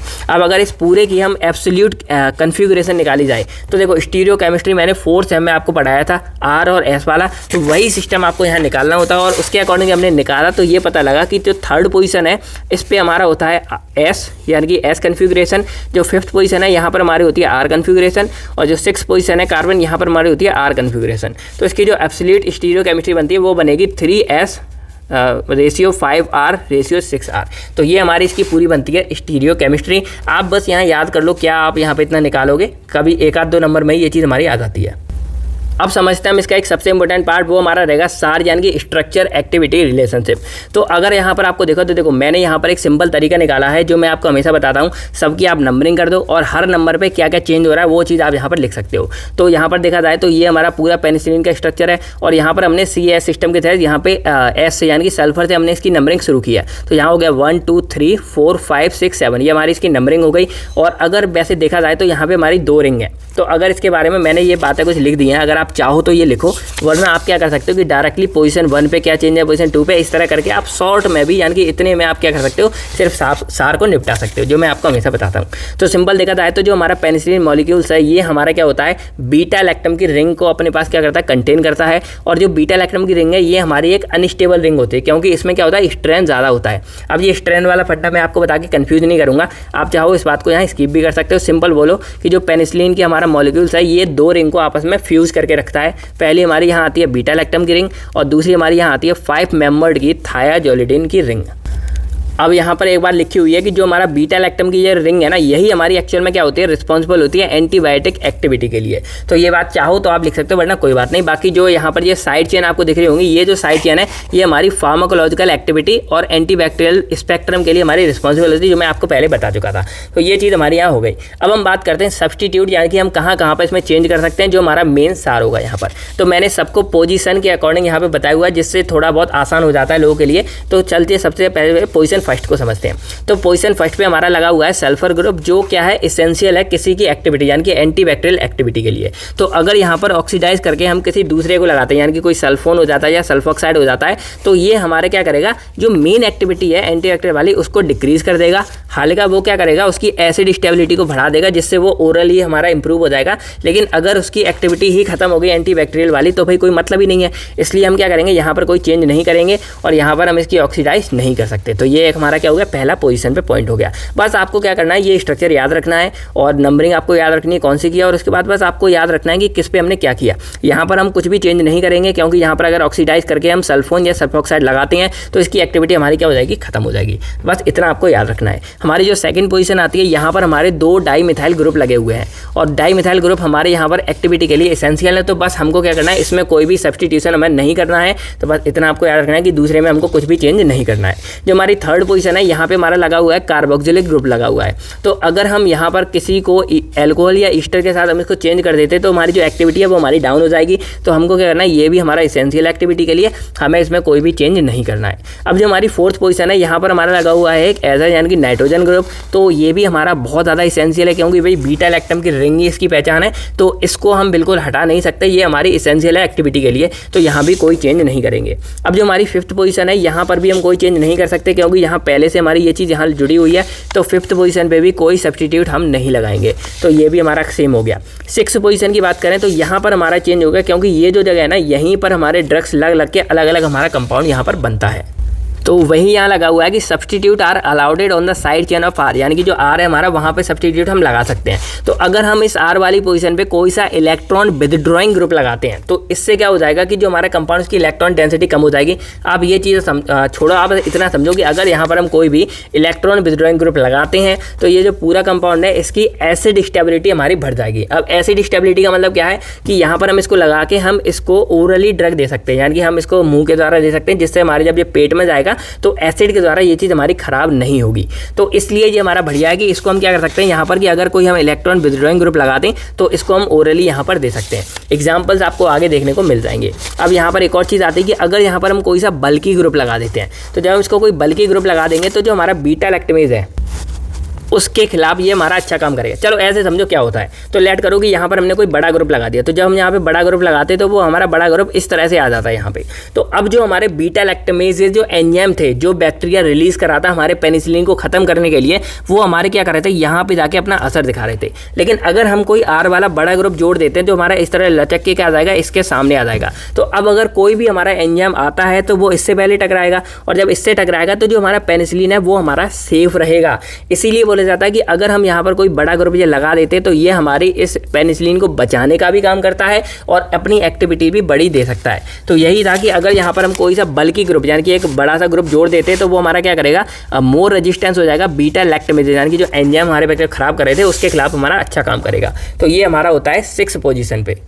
बाकी हमारी इसमें 7th पोजीशन है, इसमें कार्बोनिल ग्रुप है, तो इसको हम कोई भी चेंज नहीं कर सकते। मतलब सिंपल देखा जाए तो ये जो रिंग है इसमें हम कुछ भी चेंज नहीं करेंगे, बाद में जो भी हमको बढ़ाना है वो हम बढ़ा सकते हैं। तो अगर देखा जाए तो इस तरह से हमारा सार कंप्लीट हो गया। और अगर यहाँ पर आप ध्यान से देखो तो देखो यहाँ पर एक चेंज हुआ, यहाँ पर कोई चेंज नहीं करेंगे, यहाँ पर कोई चेंज नहीं करेंगे, यहाँ पर कोई चेंज नहीं करेंगे, यहाँ पर कोई भी चेंज नहीं करेंगे। तो आप चाहो अगर आपको और भी शॉर्ट बनाना हो, यहाँ भी कोई चेंज नहीं करेंगे। तो फर्स्ट पे थोड़ा सा चेंज हुआ था जो मैंने आपको बता दिया कैसे उससे नुकसान होगा। फिर 6 पे हमारे जो चेंज हुए उसको आप लिख के और भी शॉर्ट में सार को बना सकते हो। तो ये था बेसिकली हमारा सार ऑफ पेनिसिलिन। अब समझते हैं हम अपने केमिकल डिग्रेडेशन ऑफ पेनिसिलिन, यानी कि जब पेनिसिलिन ने अपना काम कर दिया तो अब क्या करेंगे, उसको डिग्रेड यानी कि उसकी एक्टिविटी को खत्म भी करना है, क्योंकि भाई बॉडी में अगर रहेगा तो भाई नुकसान भी पहुंचाएगा बाद में। तो उसने काम दिखा दिया, अब वो हमारी बॉडी से बाहर कैसे जाता है, खराब कैसे होता है उसको हम देखते हैं। तो जो हमारा डिटीरियोशन है यानी कि जो हमारा पेनिसिलिन खराब होता है वो मेनली हमारा हाइड्रोलिसिस की वजह से खराब हो जाता है, यानी कि वाटर की प्रेजेंस में हमारी ये चीज़ खराब हो जाती है बीटा लैक्टम की रिंग। अब कैसे होती है, तो देखो वैसे तो इसकी लंबी चौड़ी कहानी थी, हमने शॉर्ट में आपको यहाँ लिख दिया है। अगर आपको ये स्ट्रक्चर याद हो सके तो बढ़िया है, क्योंकि कई केस में देखा है मैंने ये क्वेश्चन आ जाता है। अगर याद कर सको तो ठीक है, वरना आपको जो इनके नाम है जैसे पेनिसिलिन से हमारा यहाँ बन के आ रहा है पेनिसिलोइक एसिड, तो ये चीज़ तो आपको जरूर ही याद करनी है। एक दो बार लिख के देख लेना, स्ट्रक्चर याद होता है तो और भी बढ़िया बात है। तो अगर यहाँ पर देखा जाए तो जो हमारा पेनिसिलिन है, अगर इसको हम एमाइडेज एंजाइम की मदद अगर इस पर कुछ लगाते हैं तो ये हमारा कन्वर्ट हो जाता है 6 अमाइनो पेनिसिलिनिक एसिड, यानी कि जो हमारा बेसिक न्यूक्लियस था उस न्यूक्लियस में ये हमारा कन्वर्ट हो जाएगा पेनिसिलिन, और इसके बाद ये हमारे अलग अलग कंपाउंड बना सकता है। तो यहाँ पर हमारा ये डिग्रेड कैसे हो गया पेनिसिलिन की, ये हमारा एमाइडेज की मदद से क्या हो गया, 6 अमाइनो पेनिसिलिनिक एसिड में कन्वर्ट हो गया। सेकंड हमारा केस देखते हैं कि अगर कहीं पर हमको एसिडिक पीएच मिल जाती है, एसिडिक मतलब जब ज़्यादा ही एसिडिक एनवायरमेंट हो जाता है, उस केस में क्या होगा कि जो हमारा पेनिसिलिन वो हमारा कन्वर्ट हो जाएगा पेनिसिलिनिक एसिड में। और इस केस में क्या होगा कि जो हमारी ये बीटा लैक्टम रिंग थी वो हमारी यहाँ पर बिल्कुल चेंज हो गई। अब आपको सिंपल पता है कि जो हमारा पेनिसिलिन है इसका मेन जो चीज़ है वो हमारी क्या है, ये वाली चीज़ है रिंग बीटा लैक्टम की, और यही रिंग है जो अपना एक्शन शो दिखाती है। तो अगर इस रिंग को कुछ भी नुकसान होता है तो पेनिसिलिन अपना काम नहीं दिखा पाएगा, और यही तो एक्चुअल में चीज़ होती है केमिकल डिग्रेडेशन में, कि हम इसमें कोई भी अपने एक्टिव ड्रग को इनएक्टिव में कन्वर्ट कर देते हैं और उसके काम को हम खत्म कर देते हैं। तो यही तो हमारी चीज़ होती है। तो यहाँ पर हमारा एसिडिक पीएच में क्या हो जाएगा, ये डिग्रेड होकर पेनिलिक एसिड में हो जाएगा, और यहाँ पर ये चीज़ हमारी यहाँ बिगड़ गई है। सेकंड केस है कि अगर यहाँ पर हम CH3OH के साथ इसकी रिएक्शन करा देते हैं या बॉडी में जाके अंदर हो जाती है, तो जो हमारी ये रिंग है ये हमारी यहाँ ओपन हो जाएगी और ये हमारा बन जाएगा मिथाइल पेनिसिलोइक एसिड में। और अब ये जो हमारा है ये एकदम बेकार हो गया, क्योंकि भाई इसकी ये रिंग ही खुल गई, और जब यही ओपन हो गई तो हमारे ये कोई एक्शन जाके नहीं दिखा पाएगा। तो अगर आप चाहो तो स्ट्रक्चर आप याद कर सकते हो। देखो कुछ भी चेंज नहीं हो रहा, यहाँ पर हमारा ये हट के बाकी सेम है, यहाँ पर हमारा देखा जाए तो ये सेम है, यहाँ पे थोड़ा सा चेंज हो गया, और यहाँ पर अगर ये थोड़ा सा चेंज हुआ है, लेकिन अगर यहाँ देखा जाए तो बस हमने रिंग ओपन कर दिया, और रिंग ओपन होगी तो भाई यहाँ पर बैलेंस करने के लिए NH आ गया, और यहाँ पर हमारा पूरा COOCH3 जुड़ गया, ऊपर का हमारा पूरा सेम है। तो इस तरह ये हमारा बन गया मिथाइल पेनिसिलोनिक एसिड। तो ये तो आपने देख लिए स्ट्रक्चर के बेस पे। अब हमारी जो बॉडी में जो बैक्टीरिया रिलीज करता है वो हमारा करता है पेनिसिलिनेज एंजाइम को। अब ये जो एंजाइम है इसका मेन काम ही होता है कि ये पेनिसिलिन के एक्शन को खत्म कर देता है। तो जब ये चीज़ हमारी इसके डिग्रेड करने के लिए आती है तो इसका काम क्या है कि ये भी हमारा क्या करता है, इस पेनिसिलिन के इस चीज़ को क्या करता है, ओपन कर देता है। और ये हमारा बेसिकली होता है एल्कलाइन पीएच में, यानी कि थोड़ा बेसिक की तरफ पीएच हो जाता है। और जैसे ही हमारे ये आता है ये भी इसको ओपन कर देगा, और जैसे ही देखो यहाँ पर ये हमारी ओपन हुई, बाकी सब हमारा सेम है, COH आ गई, और इसको हम बोलेंगे पेनिसिलोइक एसिड। अब यहाँ पर जो आपको दिख रहा था ये हमारा था पेनिसिलिनिक एसिड, लेकिन यहाँ था मिथाइल। रीजन क्या था कि यहाँ COOH की जगह COOCH3 यानी कि एक यहाँ मिथाइल ग्रुप एक्स्ट्रा जुड़ गया। और यहाँ पे देखा जाए तो सिर्फ यहाँ H है, तो ये हमारा क्या है, कार्बोक्सिलिक एसिड है। तो बस इतना चेंज हुआ और ये पेनिसिलिन से हमारा बन गया पेनिसिलोइक एसिड बन गया, जो एक इनएक्टिव कंपाउंड हो गया हमारा। अब अगर फर्दर इसकी भी डीकार्बोक्सिलेशन हो जाती है तो इस केस में क्या होगा, ये चीज़ भी हमारी निकल जाएगी, और जब ये निकल जाएगा तो हमारा कंपाउंड रह जाएगा सिर्फ इतना सा, और इसको हम बोलते हैं पेनिलोइक एसिड बोलते हैं। देखो नाम बहुत ही ज़्यादा मिलते जुलते और बहुत ही ज़्यादा कन्फ्यूजिंग है, तो अगर आपको याद करना हो तो लिख कर याद करना, याद जरूर करना, स्ट्रक्चर करो ना करो पर ये चीज़ आप जरूर याद कर लेना। बाद में ये पेनिलोइक एसिड जो हमारा वो कन्वर्ट हो जाता है पेनिलोएल्डिहाइड और पेनिसिलेअमीन में। चाहो तो ये लिख लेना, वरना कोई बात नहीं, 2-3 रिएक्शन आपके लिए इनफ होती हैं। तो बस आपको याद जरूर करनी है, पेनिसिलिन से हमारा 6-APA बन गया, यहाँ पेनिलिक एसिड बन गया, यहाँ मिथाइल पेनिसिलोइक और यहाँ पे पेनिसिलोइक बन गया पेनिसिलिन। ये वाला तो आप जरूर है, इसको तो आप मस्ट याद कर लेना। तो ये हमारा हो गया डिग्रेडेशन के बारे में। अब हमारा जो लास्ट टॉपिक इसमें आता है पेनिसिलिन, वो आता है इंपॉर्टेंट प्रोडक्ट विद स्ट्रक्चर। तो देखो यहाँ पर आपको दिख रहा होगा, ये हमारा जनरल स्ट्रक्चर है पेनिसिलिन का। अब अगर हम यहाँ पर R वाली पोजीशन पे अलग अलग कंपाउंड को ऐड करते जाएंगे तो हमारे अलग अलग कंपाउंड पेनिसिलिन के बनते जाएंगे। तो एग्जाम्पल के लिए मैंने यहाँ पर जैसे ये हमारा R ग्रुप है, यानी कि इसकी जगह हम ये वाला जो है ना वो यहाँ पर लगाते जाएंगे, और यहाँ हमारा कौन सा कंपाउंड बनेगा वो। तो अगर इस R की जगह हम ये वाला ग्रुप जोड़ते हैं तो हमारा बन जाएगा पेनिसिलिन G, जिसको हम बेंजाइल पेनिसिलिन भी बोलते हैं। और अगर हम यहाँ पर एक CH के OR लगा देते हैं तो ये जो कंपाउंड है ये हमारा पेनिसिलिन B है, और ये एसिड रेजिस्टेंस है। मतलब क्या है कि ये ओरली ज़्यादा एक्टिव रहेगा, क्योंकि ये पेट का जो स्टमक है उससे ये कम मतलब बेकार होगा। तो इसको हम फिनॉक्सी मिथाइल पेनिसिलिन भी बोलते हैं। तो ये चीज़ आप यहाँ समझ गए होंगे, बस आपको याद करनी है, इसमें कुछ भी वैसा समझाने वाली चीज़ नहीं है। बाकी अगर यहाँ पर जैसे ये है, इसकी जगह अगर हम ये जोड़ते हैं और यहाँ X में एक बार हम जोड़ते हैं OH, एक बार हम जोड़ते हैं H, तो हमारा क्या बनेगा, एमोक्सिलिन बन जाएगा। और इसका स्ट्रक्चर आप जरूर याद कर लेना। आप चाहो तो, जहाँ थोड़ा टाइम कम था, आप चाहो तो इसको सेपरेटली एक एक का बना के लिख सकते हो, क्योंकि ये सारे हमारे क्या है, इंपॉर्टेंट प्रोडक्ट्स हैं जो हमारे रियल लाइफ में यूज भी किए जाते हैं। तो ये हमारा एमोक्सिलिन का हो गया, ये हमारा एम्पिसिलिन का हो गया, बाकी ये हमारा मेथिसिलिन हो गया। R की जगह ये वाला कंपाउंड जोड़ देंगे, और ये पेनिसिलिन रेजिस्टेंस पेनिसिलिन, यानी कि ये हमारा अच्छी तरह से क्या होता है, पेनिसिलिन से रजिस्ट करता है, अपने आप को बचा के रखता है। फिर हमारे यहाँ पर ऑक्सासिलिन हो गया, क्लॉक्सिसिलिन हो गया, डाइक्लॉक्सिबिलिन, ये भी हमारे इसी कैटेगरी में बिलोंग करते हैं, और ये आपको यहाँ दिख जाएगा। तो बस X और Y की जगह हम अलग अलग चीज़ें जोड़ते जाएंगे और हमारे नए नए कंपाउंड बनते जाएंगे। तो ये हमारे इंपॉर्टेंट प्रोडक्ट्स हैं। आप चाहो तो इनको लिखकर, और आप चाहो सेपरेटली एक एक को बना सकते हो। आप छोटा सा यूजेस की बात करें तो ये बेसिकली हमारे बैक्टीरियल इन्फेक्शन को ट्रीट करेंगे। भाई बैक्टीरिया को मारने का काम करेंगे तो उसी से बचाएंगे। एग्जांपल जैसे हमारा निमोनिया हो गया, फिर कुछ रेस्पिरेटरी ट्रैक्ट के इन्फेक्शन हो गए, मेनिंजाइटिस हो गया, साइफिल हो गया, एंडोकार्डिटिस हो गया, ये कुछ हमारी चीज़ें हो गई। एडवर्स पैक की बात करें तो जैसे हमारा डायरिया हो गया, फिर फीवर हो गया, फिर बॉडी एसेस हो गए, बॉडी में कोई प्रॉब्लम वगैरह हो जाती है, सीवर, स्किन रेजेस हो गए, स्किन में कोई रेजेस आते हैं, ईचिंग आ जाती है, नोजिया हो गया, वोमिटिंग। तो ये हमारे कुछ है एडवर्स इफेक्ट हो गए हमारे इसी पेनिसिलिन के बारे में। चलिए, तो अब हमारी जो इसमें सेकंड चीज़ हमारी आती है, अब हमारी इसमें सबसे इंपॉर्टेंट सेकंड क्लास आती है, वो हमारी आती है सेफेलोस्पोरेंस के बारे में। तो देखो इसमें ज़्यादा कुछ हमें समझना नहीं है, पेनिसिलिन में जो था वही हमारा इसमें था, स्ट्रक्चर थोड़ा सा अलग है, कुछ बातें अलग है, उसको हम यहाँ समझ लेते हैं। तो ये हमारा सेकेंडली मेजर ग्रुप है बीटा लैक्टम एंटीबायोटिक्स का, और ये भी अपने अंदर बीटा लैक्टम रिंग को कंटेन करता है, इसकी वजह से ये भी हमारा बीटा लैक्टम के अंदर आता है। अगर थोड़ी बहुत इसकी हिस्ट्री की बात करें तो ये हमारे पहली बार आइसोलेट किया गया था गिउसेप्पी ब्रॉडजू के द्वारा 1945 में हमारा ये पहली बार आइसोलेट किया गया था। कौन से फंगस से, हमारा सेफेलोस्पोरियम एक्रीमोनियम। तो ये हमारा मेन नाम है जिसको आपको याद रखना है, सेफेलोस्पोरियम, RIUM, रियम लग गया तो हमारा क्या हो गया, ये फंगस हो गया, जिसके द्वारा हमारी ये चीज़ यहाँ पे बनाई जा रही है। बाकी इसका भी मेन काम क्या होगा कि ये हमारे ग्राम पॉजिटिव और ग्राम नेगेटिव दोनों तरह के बैक्टीरिया को रोकने का हमारा ये काम करता है। यानी कि इसका जो स्पेक्ट्रम है वो हमारा थोड़ा सा क्या होता है, ज़्यादा होता है पेनिसिलिन के मुकाबले। बाकी ये जहाँ पर नोटिस किया गया था कि इसने जब मतलब इसकी जब खोज हुई थी ना, तो इसने मेनली क्या किया था कि एक सैल्मोनेला टाइफी नाम का जो बैक्टीरिया था उसको इसने क्या किया था, रोका था, मतलब मारा था, और वो हमारा मेनली टाइफॉइड फीवर को कॉज करता। तो इस तरह इसकी यहाँ पर खोज हुई थी, 1945 में हुई थी। बाकी अगर देखा जाए तो सेफेलोस्पोरेंस हमारे मेनली जो रिलेटेड होते हैं पेनिसिलिन के द्वारा, इनका स्ट्रक्चर भी लगभग सेम होता है, और इनका जो मैकेनिज्म ऑफ एक्शन है वो भी हमारा लगभग सेम होता है। एक तरह से बोला जाए तो आइडेंटिकल होता है मैकेनिज्म ऑफ एक्शन।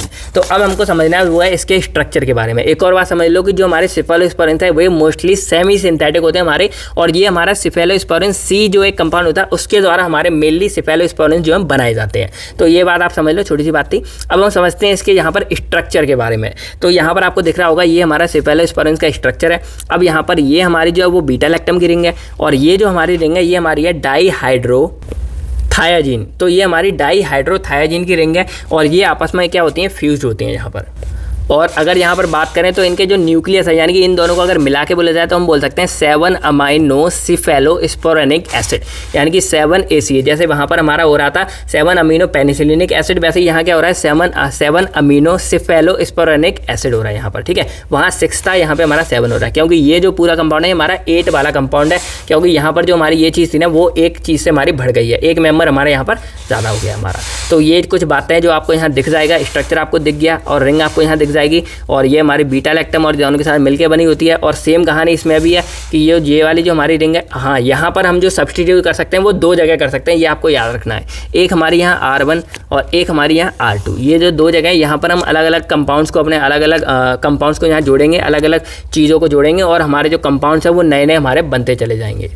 चलिए तो अब हम अपने जो है इसके नोमेनक्लेचर के बारे में बात करते हैं कि इसका क्या क्या नाम यहाँ पर बन सकता है। तो देखा जाए तो इसका जो नोमेनक्लेचर है वो हमारा थोड़ा सा कॉम्प्लेक्स हो जाता है हमारा पेनिसिलिन के मुकाबले, क्योंकि इसके बीच में क्या आता है, एक हमारा आ जाता है डबल बॉन्ड आ जाता है। चलिए फिर भी कैसे क्या होता है यहाँ पर, तो देखो यहाँ पर अगर हम इसके बीच का बिल्कुल न्यूक्लियस उठा दें तो इसको हम क्या बोलेंगे, यहाँ पर सीफम बोलते हैं, और यहाँ डबल बॉन्ड की वजह से इसको सीफिम बोलते हैं। तो देखो इन दोनों में बहुत कन्फ्यूजिंग है, मुझे भी नहीं मतलब क्लियर नहीं है यहाँ पर कि क्या कैसे है, तो बस आप याद कर लेना इस चीज़ को। बाकी ये है हमारे मेन स्ट्रक्चर जो हमारे सिफेलोस्पोरेंस के हैं। तो यहाँ पर आपको दिख जाएगा, ये हम जब इसकी नंबरिंग कहाँ से करेंगे, इस वाले पोजीशन से करते हैं। तो इसको हम यहाँ क्या बोलेंगे, 7 अमाइनो सिफेलोस्पोरेनिक एसिड बोलेंगे।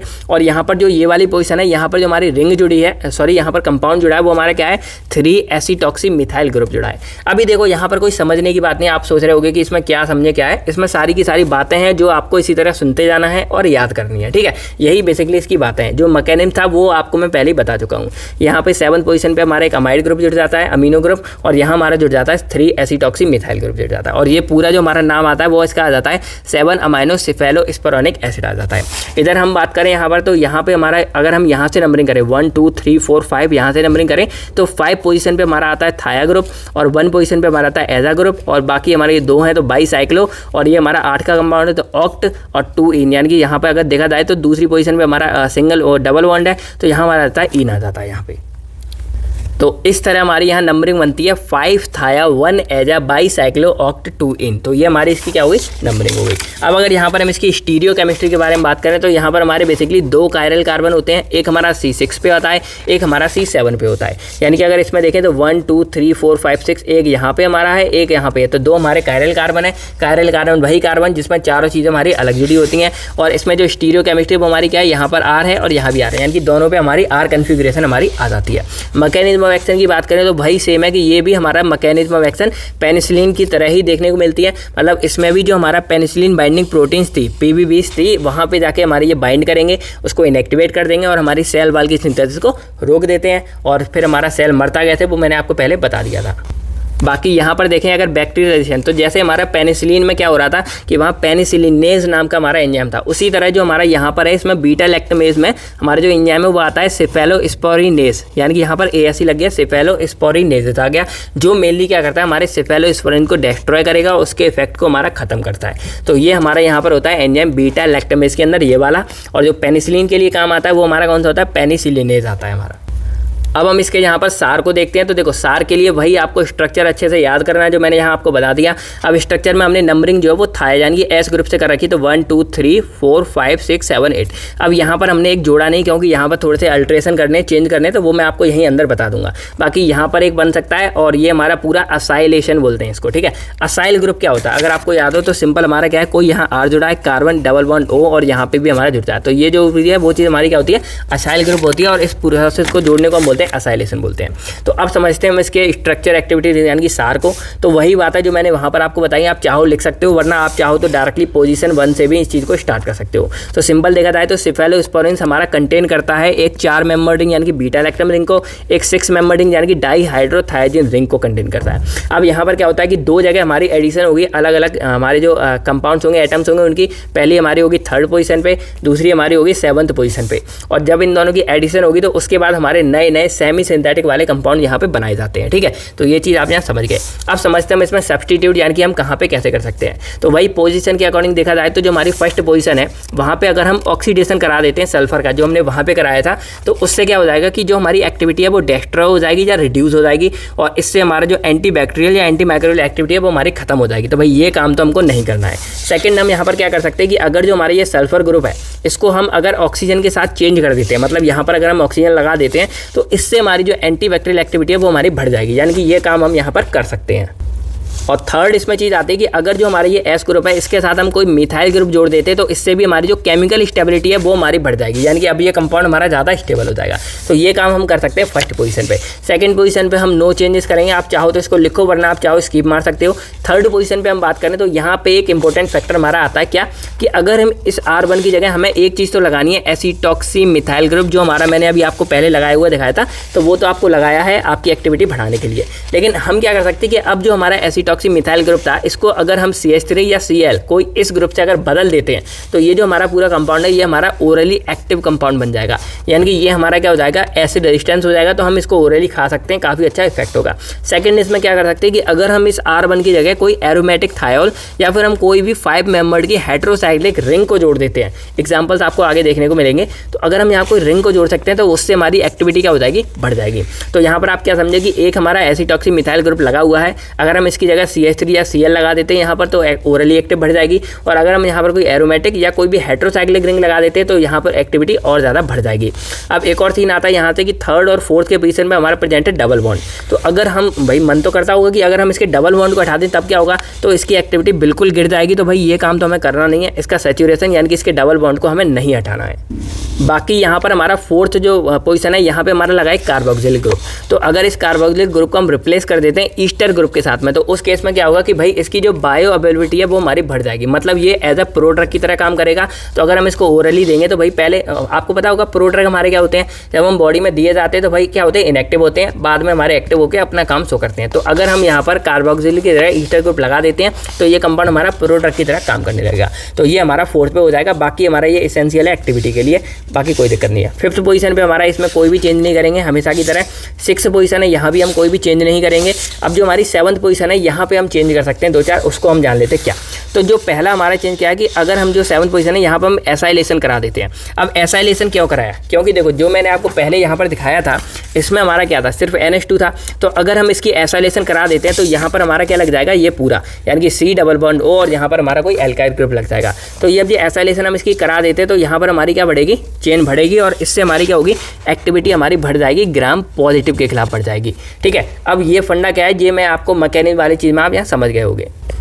चलो सिंपल समझ लो, जो मैं आपको बताता हूँ कि यहाँ पे अगर हम बड़ा ग्रुप लगाते हैं तो एक्टिविटी पे कैसे फ़र्क पड़ता है। तो देखो सिंपल, मैंने आपको बताया कि जो हमारे यहाँ पर पॉजिटिव वाले बैक्टीरिया होते हैं उसमें कोई ऐसी चीज़ नहीं होती जो नेगेटिव में प्रेजेंट होती है। तो यहाँ पर हमारा कोई भी ड्रग है वो कितना भी बड़ा चौड़ा हो जाए उससे कोई फ़र्क नहीं पड़ेगा। और अगर उसमें यहाँ पर बल की चेंज हो जाएगी तो हमारे जो रेजिस्टेंस है यानी कि जो बैक्टीरिया हमारा क्या करता है, पेनिसिलिन को वो करता है, रिलीज़ करता है, तो उससे हमारा जो पेनिसिलिन खराब होता है वो हमारा बचा रहता है। सिंपल सी बात है यहाँ पर। तो ये हमारा पॉजिटिव के लिए बढ़िया रहेगा अगर हमारा यहाँ पर क्या हो जाए, ये हमारी बढ़ती जाएगी। लेकिन नेगेटिव के केस में ऐसा नहीं है, क्योंकि नेगेटिव के केस में अगर यहाँ पर हम बल्कि ग्रुप जोड़ देते हैं या यहाँ पे बड़ी चेन जोड़ देते हैं तो देखो आपको पता है कि जो नेगेटिव है उसमें हमारी प्रेजेंट होती है एक आउटर मेम्ब्रेन, और आउटर मेम्ब्रेन एंटर करने के लिए हमारे यहाँ कुछ पोरिन्स होते हैं यानी कि कुछ छेद होते हैं एक्वस वाले। तो इनको वही चीज़ क्रॉस कर सकती है जो हमारी क्या होगी, साइज में क्या होगी, छोटी होगी। क्योंकि कोई अगर बड़ी चीज़ है तो भाई यहाँ पे क्रॉस तो कर नहीं पाएगी, वही सिंपल सी बात है। तो उसके लिए हमको क्या चाहिए कि ये चीज़ हमारी जितनी ज़्यादा छोटी होगी उतना ही अच्छा कोई भी जो हमारा पेनिसिलिन या सेफेलोस्पारिन है वो अपना काम दिखाएगा।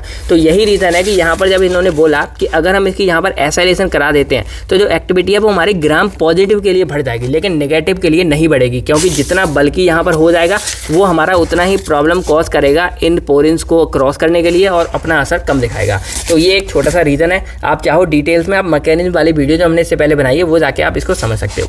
तो ये आप यहाँ पर समझ गए। सेकेंड, यहाँ पर जो R1 आपको यहाँ दिख रहा होगा, सॉरी यहाँ पर R2 आएगा। तो यहाँ पर जो आपको R2 दिख रहा होगा, अगर इसमें हम कोई भी फिनाइल रिंग या फिर कोई भी हेटेरोसाइक्लिक रिंग जोड़ देते हैं तो हमारी जो उसकी पूरे की एक्टिविटी है वो हमारी क्या हो जाएगी, बढ़ जाएगी। यानी कि यहाँ पर भी अगर हम कोई रिंग जोड़ देते हैं तो ये हमारा और बड़ा हो जाएगा और इसकी एक्टिविटी हमारी क्या हो जाएगी, बढ़ जाएगी हमारी। ठीक है, तो एग्जाम्पल जैसे हमारा थायोफिन हो गया, जैसे टेट्राजोल हो गया। सेकंड, अगर यहाँ पर जो आपको ये 7th पे ये जगह दिख रही थी, यहाँ पे हमारा हाइड्रोजन, अगर इस हम हाइड्रोजन की जगह कोई OR ग्रुप यानी कि ऑक्सीजन और साथ में कोई एल्काइल ग्रुप अगर हम जोड़ देते हैं तो इससे हमारी क्या हो जाएगी, एंटीबैक्टीरियल की एक्टिविटी जुड़ जाएगी।